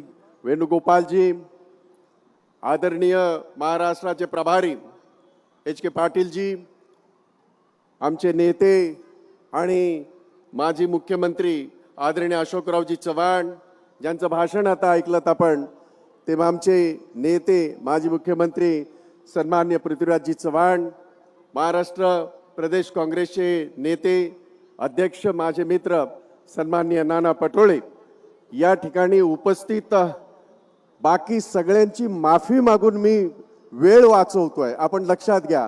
त्यामुळे आदरणीय मंच, सगळे आमदार, सगळे माझे या ठिकाणी बसलेले, या स्टेजवर बसलेले आणि त्याही स्टेजवर बसलेले सर्व आदरणीय, तुम्हाला सगळ्यांना राम राम आणि तुम्हाला सगळ्यांना सलाम. मला माहिती आहे की 3-3:30 पासून आपण सगळे या ठिकाणी वाट बघत बसलेले आहात, परंतु तुमच्याच गाड्यांमुळे जे ट्रॅफिक जाम झालं त्यामुळे आम्हाला उशीर झाला. मी अधिक वेळ नाही घेणार, कारण मला माहिती है, मुझे पता है, क्योंकि आप और हम सारे मार्गदर्शन सुनने के लिए बैठे हैं आदरणीय खरगे साहब का, और इसके लिए मैं सिर्फ उनका स्वागत करने के लिए यहां खड़ा हूं. 138वां ये हमारा, मैं तो ये कहूंगा कि इतनी पुरानी पार्टी पूरे हिंदुस्तान में कहीं नहीं है, जिन्होंने आजादी के पहले अपना योगदान दिया और आजादी के बाद भी उन्होंने 75 साल अपना योगदान दिया है. और हम सारे भाग्यशाली है कि इस पार्टी के हम नुमाइंदे, इस पार्टी के हम तिरंगे के सिपाही है. और मैं अपने आप को भाग्यशाली समझता हूं कि मुंबई का अध्यक्ष होने के नाते आज इत्तेफाक से मैं खरगे साहब बताना चाहता हूं कि आज 2 साल हुए मुझे अध्यक्ष बने हुए, इसी दिन मैं अध्यक्ष बना था, और इसलिए मेरे लिए भी ये एक बड़ा भाग्यशाली दिन है और मैं अपने आप को भाग्यशाली इस बारे में समझता हूं. यहाँ नाम लेने के लिए बहुत सारे नाम लेने चाहिए थे, लेकिन 2 नाम तो बनते हैं. एक राम प्रतापगढ़ी जी का नाम बनता है और एक कन्हैया कुमार का नाम बनता है. इसलिए भी बनता है क्योंकि ये उन लोगों ने आपसे बात की मेरे कहने पे, मेरे एक फोन पे वो यहाँ मुंबई में आए हैं, शरीक हुए और आप सारे लोगों को मार्गदर्शन किया. जोरदार ताली से इन सारे लोगों का आप लोगों को स्वागत करना है. मैं इतना ही कहना चाहता हूं कि ये मुंबई पूरे हिंदुस्तान में एक टोन सेट करती है. आपने टोन सेट कर दिया, यहां कन्हैया ने टोन सेट कर दिया. मुझे यकीन है आने वाले कार्यकाल में, आने वाले मुंबई के चुनाव में ये आपने किया हुआ, टोन सेट किया हुआ, खरगे साहब के आशीर्वाद से, उनके नेतृत्व में, एच के पाटिल साहब के नेतृत्व में मुंबई में हम अपना जौहर दिखाएंगे. यह मैं यकीन के साथ आप सारे लोगों को कहना चाहता हूं. और मैं एक विनती भी करना चाहता हूं खरगे साहब को. हवा बदल गई है, ये सारे बात करते, पॉलिटिक्स बदला है, ये सारे बात कर रहे, लेकिन मेरी विनती है कि हमें मुंबई में अकेले लड़ने दो, कांग्रेस पार्टी को अकेले लड़ने दो, हमारे लोगों को लड़ने दो. 227 जगह हो या 236 जगह हो, आप जो निर्णय लोगे सर्वाको पे. पर इतना जरूर है कि कांग्रेस का कार्यकर्ता 2 साल से रास्ते पे है. ये प्रोग्राम, इतना बड़ा प्रोग्राम मैं मांग रहा था, 2 साल से आपने दिया, मैं आपका शुक्रिया अदा करना चाहता हूं. लेकिन जितने आंदोलन हमने रोड पे किए, शायद ही कहीं इस प्रदेश में कहीं हुए हैं, ये मैं यकीन के साथ आपको कहना चाहता हूं. इसलिए आपका धन्यवाद करते हुए, आप सारे लोगों का धन्यवाद करते हुए मेरे वाणी को विराम देता हूं. और एक बात सिर्फ ये करता हूं कि खरगे साहब का सम्मान में इस भूमि को छत्रपति शिवाजी महाराज की भूमि करके पहचाना जाता है. मैं और चरण मेरे कार्याध्यक्ष, हम दोनों मिलकर उनको छत्रपति शिवाजी महाराज की प्रतिमा यहाँ ये कर रहे, भेंट कर रहे, उसका वो स्वीकार करे। इस विनती के साथ मैं मेरे 2 शब्द खत्म कर रहा हूं। जय हिंद, जय महाराष्ट्र, जय भीम।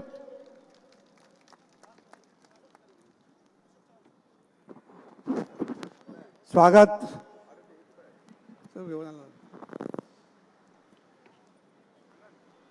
भारतीय राष्ट्रीय काँग्रेसचे अध्यक्ष सन्माननीय मल्लिकार्जुन खरगेजींचं आज छत्रपती शिवाजी महाराज यांची आज प्रतिमा देऊन या ठिकाणी आपण सन्मान करीत आहोत, सत्कार करीत आहोत।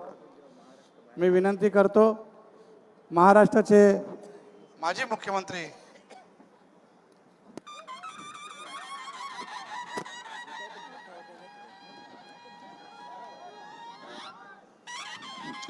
अध्यक्षपद भूषवल्यानंतर पहिल्यांदाच मुंबईमध्ये येत आहेत, मग त्यांचं आम्ही स्वागत करीत आहोत। मी विनंती करतो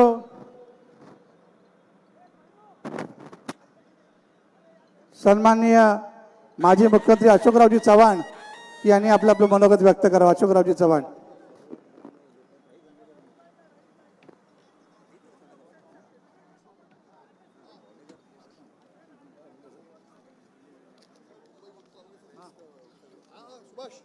अखिल भारतीय काँग्रेस कमिटीचे सन्मान्य अध्यक्ष मल्लिकार्जुन खरगे साहेब, के.सी. वेणुगोपाल जी, एच.के. पाटील जी, नाना पटोले जी, मंचावर उपस्थित असलेले मुंबईचे अध्यक्ष भाई जगताप जी, एच.के. खान साहेब, माणिकरावजी ठाकरे, कार्याध्यक्ष सप्राजी, इम्रान भाई प्रतापगडी, मंचावर उपस्थित असलेले पृथ्वीराज चव्हाणजी, महाराष्ट्र प्रदेश आणि मुंबई काँग्रेसचे सर्व पदाधिकारी, आज या विराट सभेला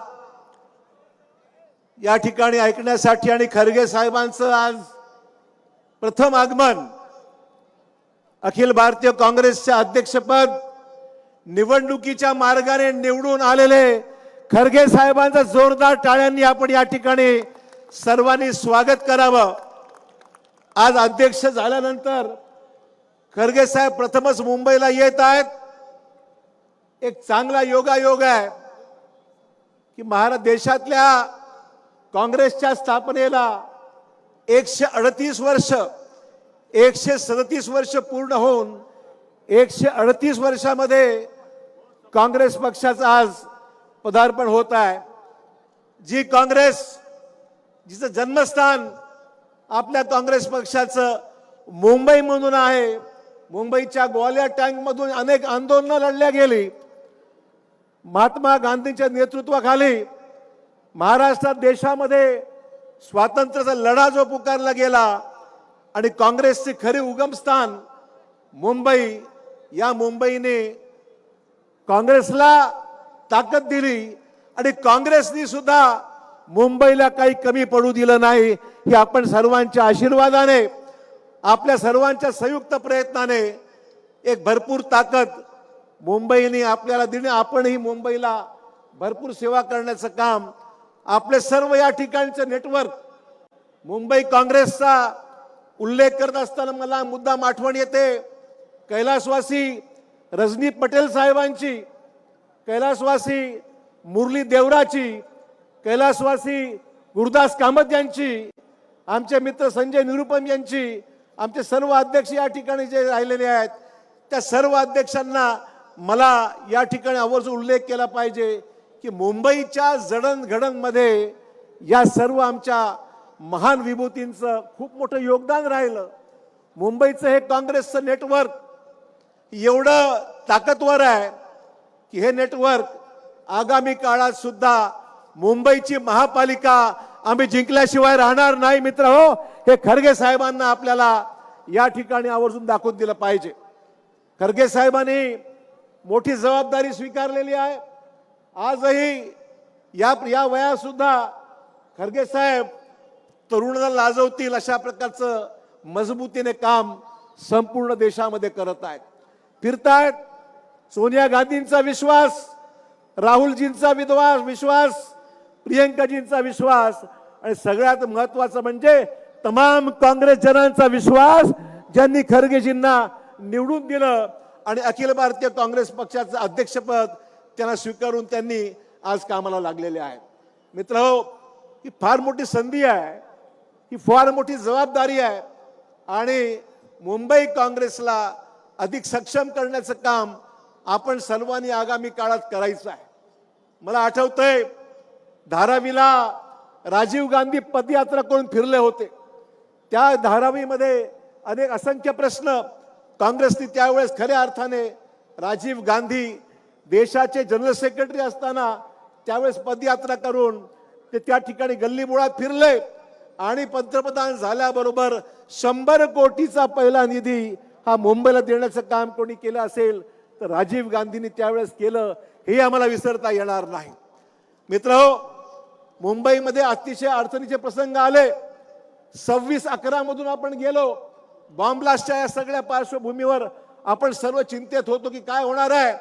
पण मला आवर्जून आठवण करून दिली पाहिजे, 26/11च्या घटनेनंतर सुद्धा मुंबईच्या लोकसभेच्या सर्वच्या सर्व जागा या काँग्रेस पक्षाने जिंकून दिल्या. काँग्रेस पक्षाला 7 लोकांनी दिली. ही मुंबईची महानता आहे, ही मुंबईच्या लोकांचं प्रेम आहे. मला अधिक वेळ घ्यायचा नाही. या ठिकाणी इम्रान भाई आलेले आहेत.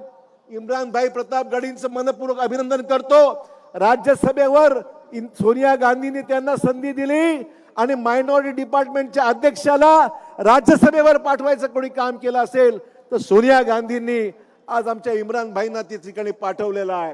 मी मुद्दाम यासाठी उल्लेख करतो, इम्रान भाई ज्या ठिकाणी जातात 15-15, 20-20 हजाराची सभा झाल्याशिवाय होत नाही. एवढं उत्तम काम आज काँग्रेससाठी कोणी करत असेल ते इम्रान भाई प्रतापगडी करतात. आणि मग जोरदार टाळ्यांनी इम्रान भाईंचं अभिनंदन आपण सर्वांनी केलं पाहिजे.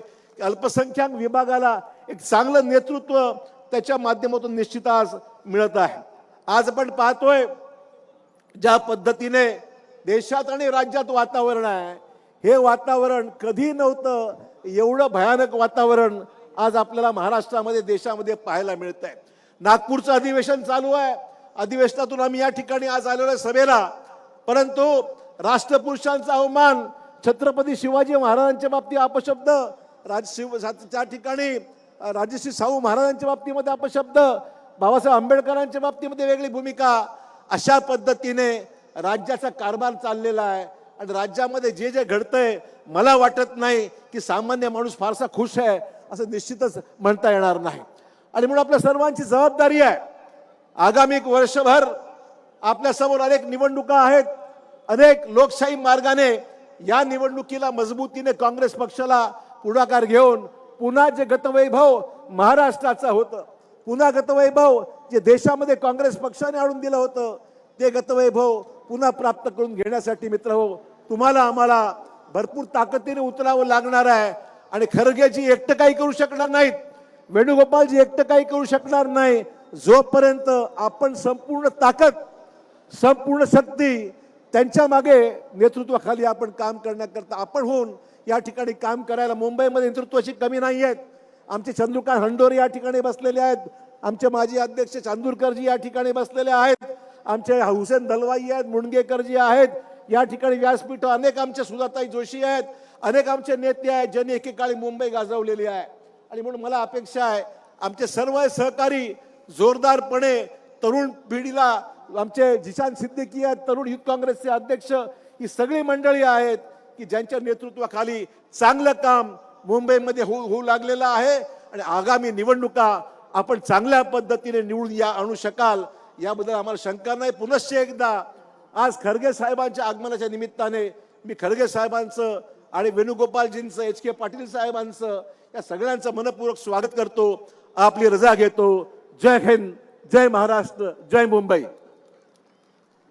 यानंतर महाराष्ट्र प्रदेश काँग्रेसचे अध्यक्ष सन्माननीय नाना पटोलेजी यांना विनंती करते त्यांनी आपलं मनोगत व्यक्त करावं.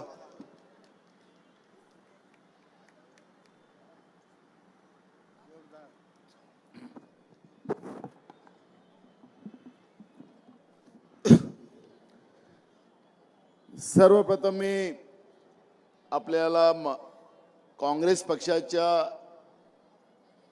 स्थापना दिवसाच्या मनापासून शुभेच्छा देतो.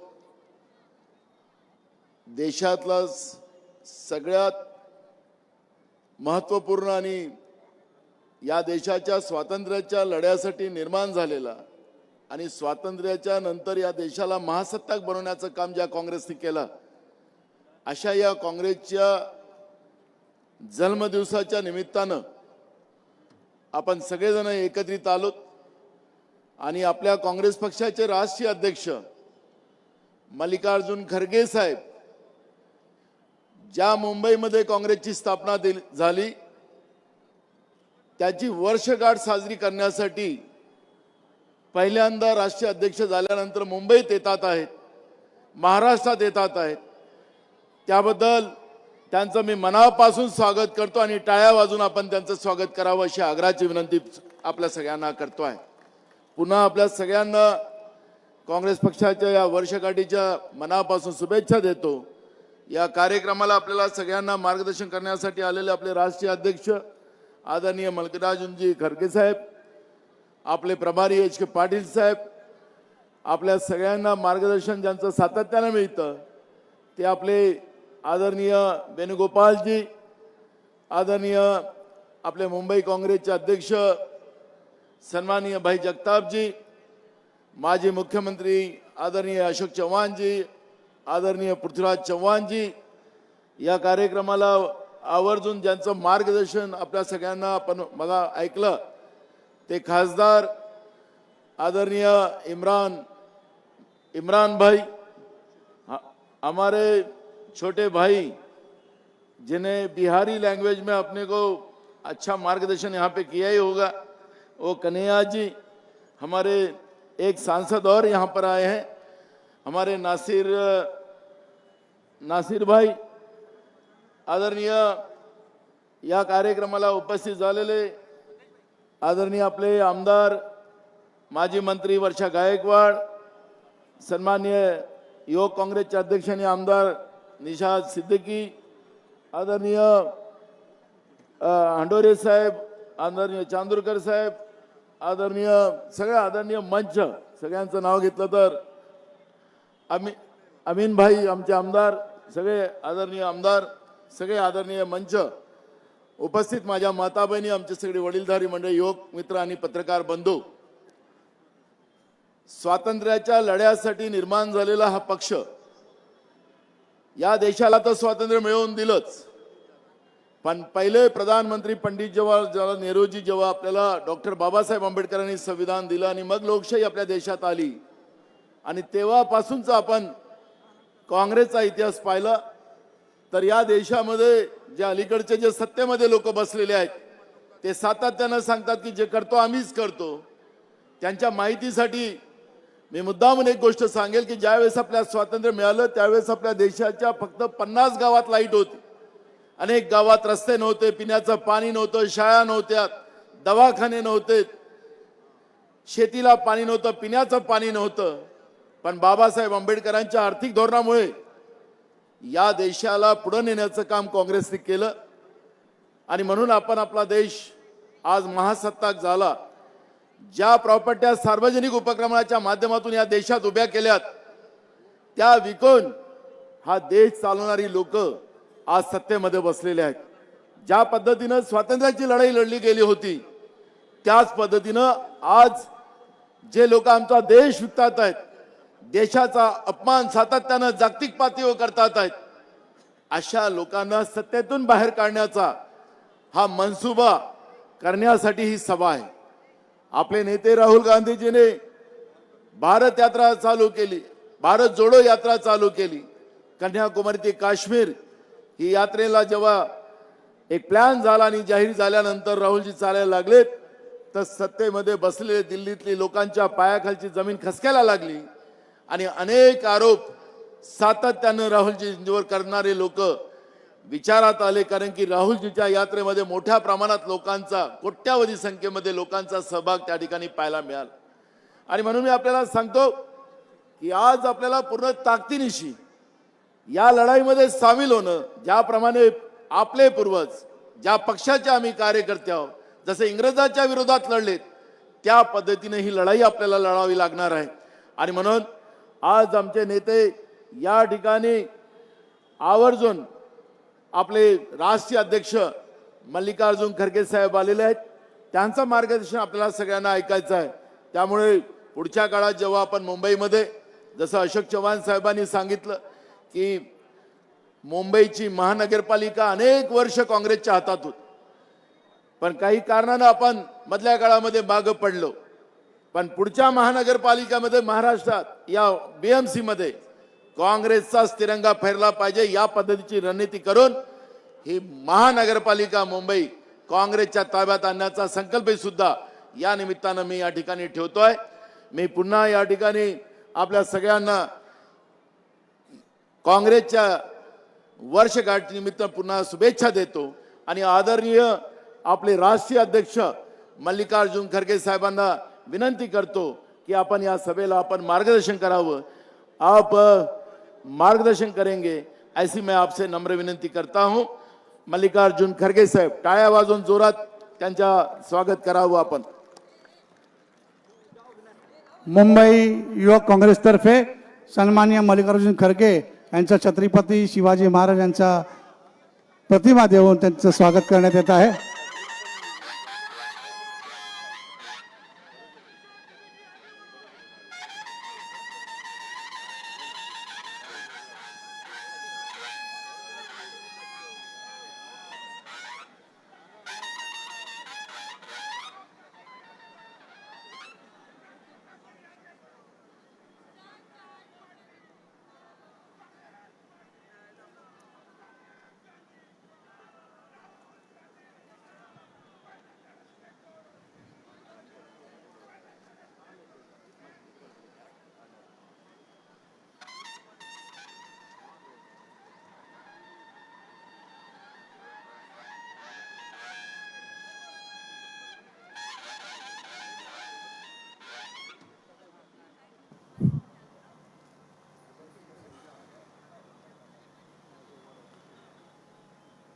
मुंबई कांग्रेस का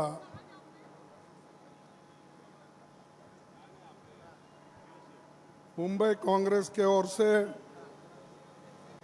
आज जो कांग्रेस स्थापना दिवस यहाँ पर जो मना रहे हैं, उसमें मुझे आने का मौका मिला और खासकर जिस भूमि पर कांग्रेस की स्थापना हुई और मुंबई के वजह से आज जो संगठन बनी थी कांग्रेस की, उन्होंने देश को आज़ादी दिलाई. इसीलिए मैं आप तमाम लोगों को धन्यवाद देता हूं, क्योंकि आप उस जमीन पर बैठे हैं जो जमीन पर हमारे स्वातंत्र्य योद्धा, फ्रीडम फाइटर्स ब्रिटिशों के खिलाफ लड़के हमको जो आज़ादी दिलाई, वो मैं ये कहूँगा कि उसका सारा क्रेडिट ज़्यादा से ज़्यादा यहाँ के लोगों को जाता है. और इस मंच पर बैठे हुए ऑर्गेनाइजिंग सेक्रेटरी केसी वेणुगोपाल जी, एच.के. पाटिल जी, नाना पटोले जी और हमारे भाई जगताप जी और पृथ्वीराज चौहान जी, अशोक चौहान जी, इमरान प्रतापगढ़ जी और नासिर हुसैन जी, देन वर्षा गायकवाड़ जी, असलम शेख जी, अमीन पटेल जी, जिशान सिद्दीकी जी, सप्पल जी और श्रीमान बाबा सिद्दीकी जी और हंडूरे साहब और भी बहुत से नेता इस मंच पे बैठे हैं. और समय बहुत हुआ है और मैं ज़्यादा वक्त नाम लेने के बजाय मैं आपको दो चार शब्द में अपनी बातें कहकर इस दिन का महत्व क्या है और देश के लिए कांग्रेस कितना महत्वपूर्ण है और कांग्रेस संगठन इसकी कितनी जरूरत है आज के दिन, ये मैं आपको बताना चाहता हूं। ये मुंबई रीजनल पार्टी की ओर से आज यहां पर जो एक इस ऐतिहासिक नगर में आए हैं, उनके माध्यम से मैं देश के सभी लोगों को एक संदेश देना चाहता हूं।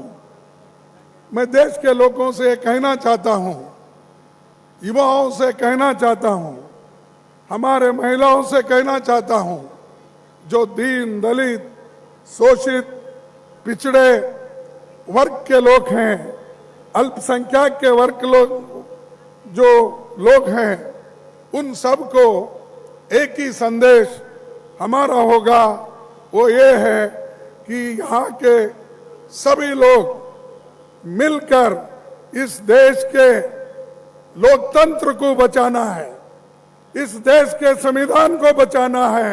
ये हमारा मेन कर्तव्य है, ये अपना कर्तव्य है।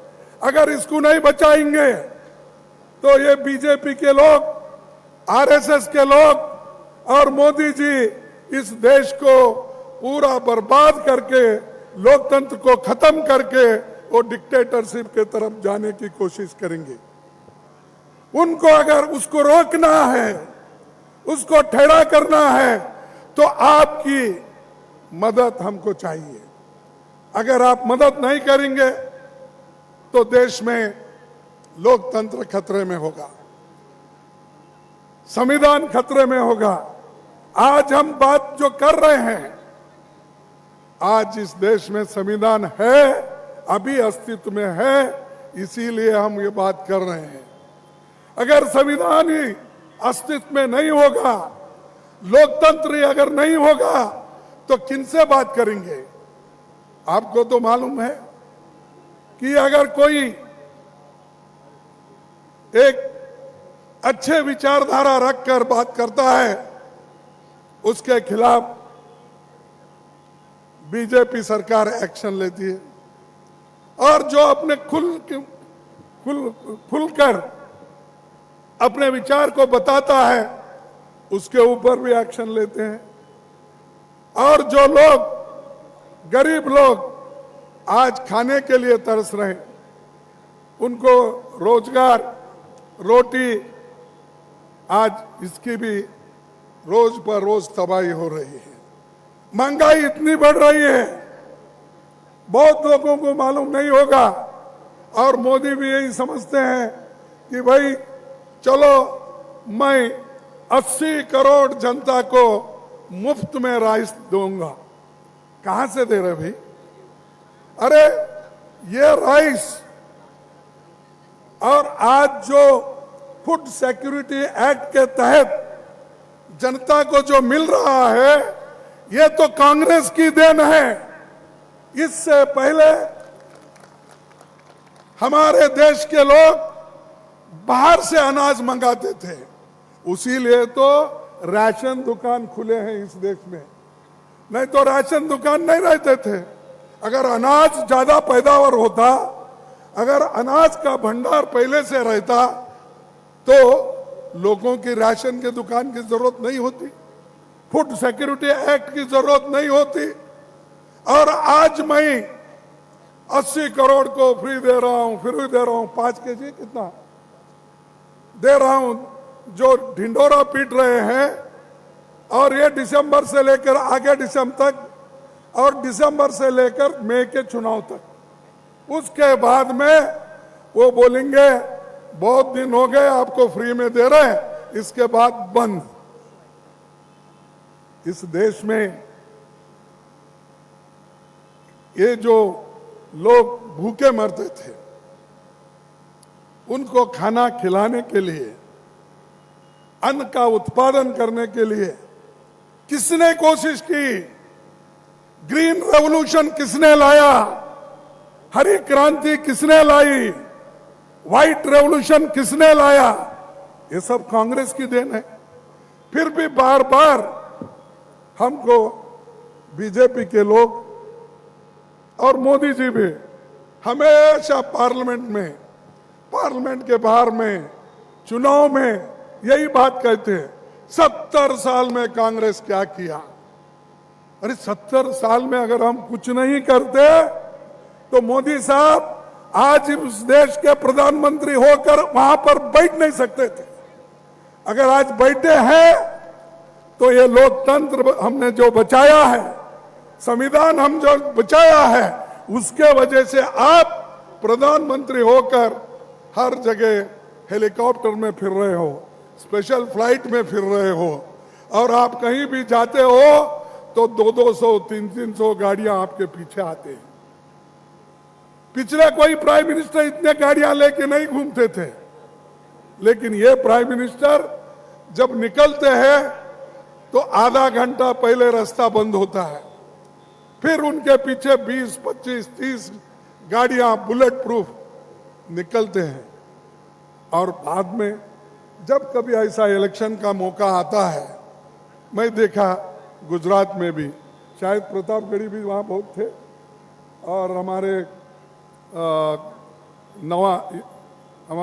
यूथ लीडर हाँ कन्हैया कुमार जी, वो गए क्या? कन्हैया कुमार भी थे। मालूम है हर जगह मोदी जी यही करते थे, मैं एक गरीब हूं, मैं इस गुजरात का हूं, और गुजरात के लिए, गुजरात के बच्चे के लिए, गुजरात के पुत्र के लिए, सुपुत्र के लिए, वो जितने भी एडजेक्टिव्स है लगाकर वोट पूछे। अरे एक प्रधानमंत्री हो, प्रधानमंत्री को सबने, देश के सभी लोगों ने चुना है, सिर्फ गुजरात के ही नहीं। अरे कांग्रेस पार्टी ने तो गुजरात के सुपुत्र को राष्ट्रपिता मानकर सर पे रख लेते हैं हम। चाहे आप हाई कोर्ट में जाओ, सुप्रीम कोर्ट में जाओ, किसी ऑफिस में जाओ, उनके सर के ऊपर, या हम कभी भी पार्टी के अंदर बैठते हैं, या कभी भी कोई ऑफिस मंत्री होता है, उसके पीछे और उसके सर पे कौन सा फोटो होता है? महात्मा गांधी जी का फोटो होता है। वो कहाँ के हैं? वो भी गुजरात के हैं ना। तो हम तो पंडित जवाहरलाल नेहरू जी से लेकर पूज्य महात्मा गांधी जी, सरदार वल्लभ भाई पटेल, मौलाना आजाद, डॉक्टर बाबा साहब अम्बेडकर, महात्मा फुले, ऐसे सभी की हम पूजा करते हैं। इनके पास सब सेलेक्टिव, जैसा वक्त आया वैसा करेंगे। पानी तेरा रंग कैसा, जो डाले वैसा। पानी तेरा रंग कैसा बोले तो जिसमें डाले वो, लाल आया लाल डाले, पीला आया पीला डाले तो पीला हो जाता है। ऐसा इनका रंग है। कहीं जाओ वो बोलेंगे आज बाबा साहब को नमन करता हूं, कहीं जाएंगे फुले जी को नमस्कार करता हूं, कहीं जाएंगे कबीर को। क्यों? सब ये वोटों के लिए। मैं पूछता हूं मोदी साहब, आरएसएस के लोगों को भी ये पूछना चाहता हूं, बीजेपी के लोगों को भी मैं ये पूछना चाहता हूं, 10 साल पहले कभी आपके ऑफिस में बाबा साहब की फोटो थी, फुले की फोटो थी, महात्मा गांधी की फोटो थी? जवाहरलाल नेहरू की तो छोड़िए, उन्होंने तो जवाहरलाल नेहरू जी के खिलाफ है। सुभाष चंद्र बोस की तो फोटो थी नहीं। फोटोआं उस वक्त लगते हैं जब वोट चाहिए। तो इसलिए आपकी यह जिम्मेदारी होती है कि इस देश को बचाने के लिए, लोगों को ताकत देने के लिए, संविधान की रक्षा करने के लिए आप मजबूत होकर खड़े होना चाहिए। क्योंकि यह पार्टी की स्थापना यहीं से शुरू है, और आप लोग अगर हिफाजत नहीं करेंगे, आप लोग अगर पीछे हटेंगे तो इस देश में सेक्युलरिज्म खत्म होगा, बात करने का बंद होगा, लिखने का बंद होगा, और जितने भी राइटर्स आज उधर से लिख रहे उनका भी बंद होगा।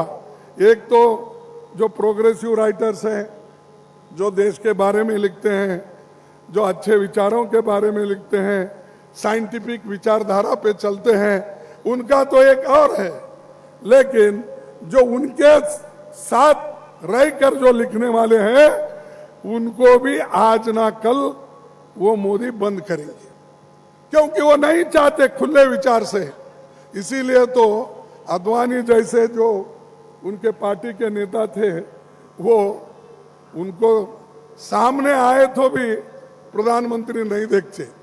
बहुत बार मैं देखा हूं पार्लियामेंट में, जब आडवाणी साहब ये फूल चढ़ाने के लिए जो महापुरुष हमारे जिनकी फोटोआं सेंट्रल हॉल में लगी है, उन फोटोओं को जब पुष्पार्पण करते हैं, उस वक्त उन्होंने मोदी जी आडवाणी को देखते भी नहीं थे, मुरली मनोहर जोशी को भी नहीं देखते थे।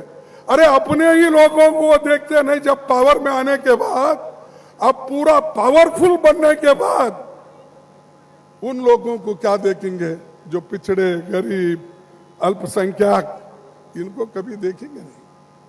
बात करते जाएंगे उनकी, लेकिन उनको कोई हक नहीं देंगे। इसलिए आप ये बात ध्यान में रखना चाहिए। और अनएम्प्लॉयमेंट, आपको मालूम, नौकरियां तो बहुत देने की बात की। अगर मुझे प्रधानमंत्री बनाएंगे तो हर साल 2 करोड़ नौकरियां मैं दूंगा, ये उन्होंने कहा। बाहर से पैसा लाके हर एक के जेब में 15-15 लाख मैं डालूंगा, ये बोले या नहीं बोले? आप भूल गए शायद, बोले।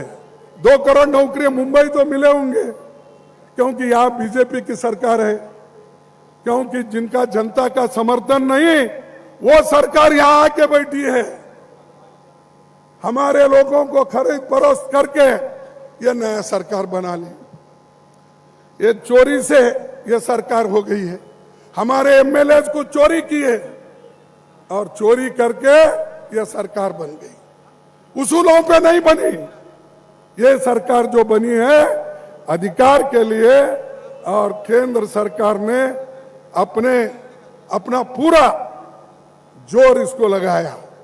क्या कि सबको या ईडी केस डालना, सीबीआई का लगाना, सीबीसी का लगाना, फॉल्स एफआईआर डालना, ऐसे डालकर लोगों को तंग किए, तंग करके अब अपने कब्जे में उनको लिए, लेकर बाद में बोले कि देखो आपके ऊपर ये केसेस है, आप हमारे साथ रहेंगे तो ये केस छूट जाएगा, अगर नहीं रहेंगे आपको फिर अंदर जाना पड़ेगा। तो आज क्या हो रहा है, जितने भी लोगों के ऊपर केस थे, जिन लोगों ने हमेशा किसी ना किसी वजह से पकड़े गए थे, उन सबको उन्होंने ले लिया। और बीजेपी के पास एक बहुत बड़ा वॉशिंग मशीन है, बहुत बड़ा, जिस वॉशिंग मशीन में अगर डाल दिए तो जो भी कलंक होता वो धुल जाता है। इतना बड़ा वॉशिंग मशीन शाह जी ने खरीदा है, उसमें ये लोगों को डालते ही वहां क्लीन हो जाते हैं और वो हमारे पास आते ही कलंकित बनते हैं। ये उनकी चाल है। ऐसा डराने से अगर आप डरेंगे तो जमहूरियत को आप नहीं टिकाएंगे। जमहूरियत को टिकाना है तो आप सब लोगों को लड़ना होगा, चाहे कैसा भी वक्त हो, हम आगे बढ़ना होगा। तो इसीलिए मैं आप तमाम लोगों से यही कहूंगा कि ये झूठ बोलने वालों की सरकार है केंद्र में। अब यहां आके भी वो बोलेंगे कि डबल इंजन सरकार है, ये तो भूलेंगे नहीं। उन्होंने हर जगह जब जाते हैं यूपी में जाते हैं डबल इंजन की सरकार बोलते हैं, जब और कहीं बीजेपी की सरकार होती है डबल इंजन की सरकार। अरे डबल इंजन की सरकार तो रहो या ट्रिपल इंजन की रहो और 4 बोगी ज्यादा लगा लो, लेकिन जनहित में क्या काम कर रहे वो कहिए। आपने नौकरी देने का वायदा किया था ना। देखिए मैं बोलता हूं, ये मेरा नहीं, ये आप निकाल कर देखिए। राज्यसभा में जो हमारे सदस्य प्रश्न डालते हैं उसके उत्तर में जो आंकड़े मिले हैं मैं आपके सामने रखूंगा, लेकिन वक्त की कमी होने के वजह से वो आंकड़े मैं फिर बाद में बताऊंगा, लेकिन जो मोटे आंकड़े हैं मैं आपको दूंगा। उन्होंने सरकारी इलाके में, पुलिस में, शिक्षण क्षेत्र में, मिलिट्री में, पैरामिलिट्री में और सीआरएफ में अब 30 लाख वैकेंसीज हैं। कितने? 30 लाख वैकेंसीज। फिर मोदी साहब 30 लाख वैकेंसीज क्यों नहीं भर रहे, मैं पूछना चाहता हूं। लेकिन उसके तरफ उनका ध्यान नहीं, क्योंकि 30 लाख वैकेंसीज अगर वो भरे उसमें से 60% गरीबों के बच्चे आएंगे, रिजर्वेशन में जाएंगे, रिजर्वेशन को बच्चों को नौकरियां मिलेंगे और बाकी गरीब बच्चों को मिलेंगे। इसीलिए वो नहीं चाहते कि वो 30 लाख वैकेंसीज भरे। अब क्या कर रहे? किस्तों में भर रहे। 71,000 वैकेंसीज भर के मोदी साहब सर्टिफिकेट बांट रहे। मैं देखा, आप लोग देखे या नहीं, टीवी में वो सर्टिफिकेट दे रहे। अरे भाई, सर्टिफिकेट तो वहां पर जो अपॉइंटमेंट की ऑर्डर को अंडर सेक्रेटरी साइन करता है, प्राइम मिनिस्टर साइन नहीं करता। उसके हाथ से आप दे रहे हो अपॉइंटमेंट ऑर्डर, वो भी किसके? वो तो गवर्नमेंट सर्वेंट। वो तो जो सर्विस में 30 लाख वैकेंसी खाली है उसमें से 71,000 आप दे रहे हैं। लेकिन आपके नौकरी किधर गए भाई? 2 करोड़ और 9 साल हो गए 18 करोड़। 18 करोड़ नौकरियां कहां गए? एक तरफ 30 लाख सरकारी नौकरियां भर्ती नहीं कर रहे, दूसरे तरफ आपने जो वायदा किया था वो तो और ही बच गए। तो ये है झूठों का, झूठ बोलते बोलते जा रहे हैं। मराठी में बोलते ना, खोटा बोला पण रेटून बोला।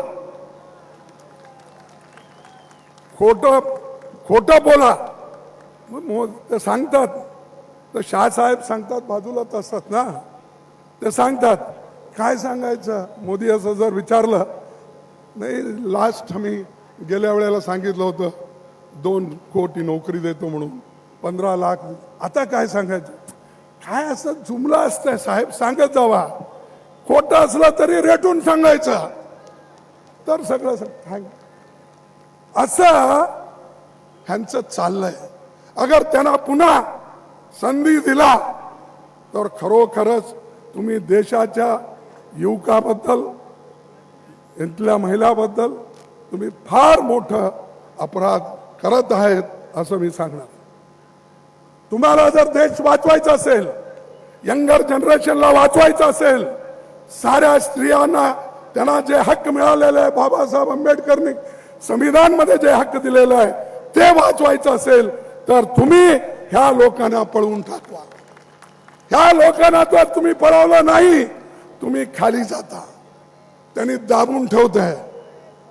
तो इसीलिए मेरा कहना यही है कि ये दबाते रहेंगे, तो मेरा कहना यही है, वो दबाने दो, कितने भी दबाने दो, लेकिन आज हमारी पार्टी मजबूती के साथ खड़ी हुई है. और खासकर राहुल गांधी जी कन्याकुमारी से लेकर कश्मीर तक यात्रा कर रहे हैं, भारत जोड़ो यात्रा।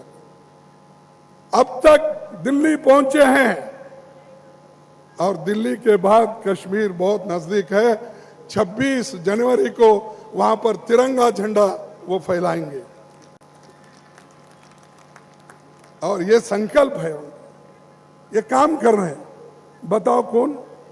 ये भारत जोड़ो यात्रा सिर्फ हमारे लिए नहीं है, कांग्रेस पार्टी के लिए नहीं है। जो नफरत का एक माहौल देश में बन रहा है, उस नफरत को हटाने के लिए ये कोशिश हमारी हो रही है। धर्म धर्म में जो झगड़ा लगा रहे हैं, सबको कुचलने की कोशिश कर रहे हैं, इसके लिए हम लड़ रहे हैं, राहुल जी लड़ रहे हैं। और राहुल जी आज एक माहौल तैयार की है। वो माहौल तैयार होने के वजह से ही बीजेपी आज डर गई है, डर के हर जगह कह रही है। एक नोटिस दे दो राहुल जी को कि कोरोना है, इसमें कोरोना में ऐसे प्रोसेशन नहीं करना चाहिए, वो करना नहीं चाहिए, ये कह रहे हैं। अरे भाई, मोदी जी तो हर जगह जाके बड़े बड़े भाषण कर रहे हैं। त्रिपुरा में भाषण करे बगैर मास्क का, पार्लियामेंट में तो उन्होंने मास्क लगाया, लेकिन किसी शादी में देखा मैं उनको, वहां मास्क नहीं था उनके मुंह। दिल्ली में ना, तो आप भी गए थे शायद वहां, तो दिल्ली में किसी शादी में गए, वहां पर मास्क ही नहीं है, लेकिन पार्लियामेंट में आए दिखाने के लिए सबको। मेरे भी आश्चर्य हुआ, मैं जब बैठा, सभी बीजेपी के लोग उनके पीछे जितने भी बैठे थे मास्क पहन के बैठे थे, और बाकी के लोगों को पता ही नहीं था आज मास्क पहनने का दिन है। आज मास्क पहनने का दिन है, ये किसी को पता ही नहीं लगा। तो बाद में हमने पूछा ये क्या है? नहीं, आज से ये संकल्प लिए हैं कि हम मास्क पहन के फिरेंगे। ये मास्क जो पहन रहे हैं, ये राहुल गांधी जी के भारत जोड़ो यात्रा रोकने के लिए। लेकिन हम रुकने वाले नहीं, हम ठोकने वाले हैं। हम ऐसे चीजों को मुकाबला करते आगे जाएंगे, हम आगे बढ़ेंगे। हम किसी से डरने वाले नहीं हैं, हम उनको डरेंगे जो जनता, अगर हमसे भूल हो गई, जनता से माफी मांगेंगे। लेकिन जो लोग इस देश में हमारे लोगों के साथ नहीं है, लोगों के लिए मदद नहीं की है, ऐसे लोगों को हम डरने की आवश्यकता नहीं है। इसीलिए एक संदेश हमारे पार्टी का है, और हमेशा राहुल गांधी भी कहते हैं, सोनिया गांधी जी भी कहते हैं, और हम भी कहते हैं, डरो मत। अगर डर गए तो फिसल गए, क्योंकि कोई आदमी डरता है तो अपना लक्ष्य पूरा नहीं कर पाता। अपना लक्ष्य पूरा करना है तो आप डरो मत, कुछ भी होने दो, आगे बढ़ने की कोशिश करो। आप लोकतंत्र के लिए लड़ रहे हैं, संविधान के लिए लड़ रहे हैं, महिलाओं के लिए लड़ रहे हैं, युवकों के लिए लड़ रहे हो, बेरोजगारी के खिलाफ लड़ रहे हैं, इन्फ्लेशन के खिलाफ लड़ रहे हैं। इसीलिए आपको डरने की आवश्यकता नहीं, हम आपके साथ हैं। और आज मुझे यहाँ पर जो इस कांग्रेस स्थापना दिवस जो 28 दिसंबर को हो रहा है, मैं सुबह कांग्रेस ऑफिस में ये दिन वहाँ पर मना के इसलिए यहाँ आया। तो इसीलिए आप तमाम लोगों को मैं धन्यवाद देता हूँ, और खासकर महाराष्ट्र के जितने भी नेता हैं, वो एकजुट होकर काम करके कांग्रेस पार्टी को पुनः एक बड़ी ताकत देंगे, मैं विश्वास के साथ कहता हूँ। छोटे मोटे कुछ भी आपके पास मतभेद हो सकते हैं, लेकिन देश के लिए वो मतभेद भूल जाओ, महाराष्ट्र के लोगों के लिए भूल जाओ, और सबके लिए भूलकर एक होकर काम करो। कांग्रेस आएगी, जरूर आएगी। इतना कहते हुए मेरे बात को समाप्त करता हूं। जय हिंद, जय हिंद, जय हिंद, जय भीम। सन्माननीय खरगेजींना धन्यवाद। या ठिकाणी आपण आमंत्रण स्वीकारलं।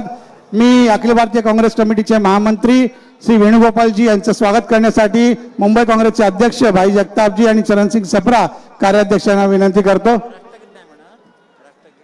केल्याशिवाय यानंतर वेणुगोपालजी यांचं स्वागत सन्मान करीत आहेत या ठिकाणी भाई जगतापजी आणि चरणसिंग सप्रा। त्यानंतर महाराष्ट्र आणि मुंबईचे प्रभारी श्री एच के पाटील जी यांचं स्वागत अनिशा बागून रविराजाजी करतायत। सेवादल या ठिकाणी राष्ट्रगीत सुरू करायचं आहे। सेवादलाचे अध्यक्ष राष्ट्रगीत आपण सुरू करत आहोत। एक साथ राष्ट्रगीत शुरू कर। जन गण मन अधिनायक जय हे भारत भाग्य विधाता। पंजाब सिंध गुजरात मराठा द्राविड उत्कल बंगा। विंध्य हिमाचल यमुना गंगा उछल जलधि तरंगा। तव शुभ नामे जागे तव शुभ आशीष मागे। गाए तब जय गाता जन गण मंगलदायक जय हे भारत भाग्य विधाता। जय हे जय हे जय हे जय जय जय जय हे। भारत माता की, भारत माता की, भारत माता की। सर्व जिल्हाध्यक्ष क्लाइव्ह डायस, प्रमोद मांजरेकर, अभिराम राणी, हुकुमराज मेहता, जगदीश अमी यांना विनंती की कृपया आपण पुढे यायचं व्यासपीठाच्या ठिकाणी। सर्व जिल्हाध्यक्ष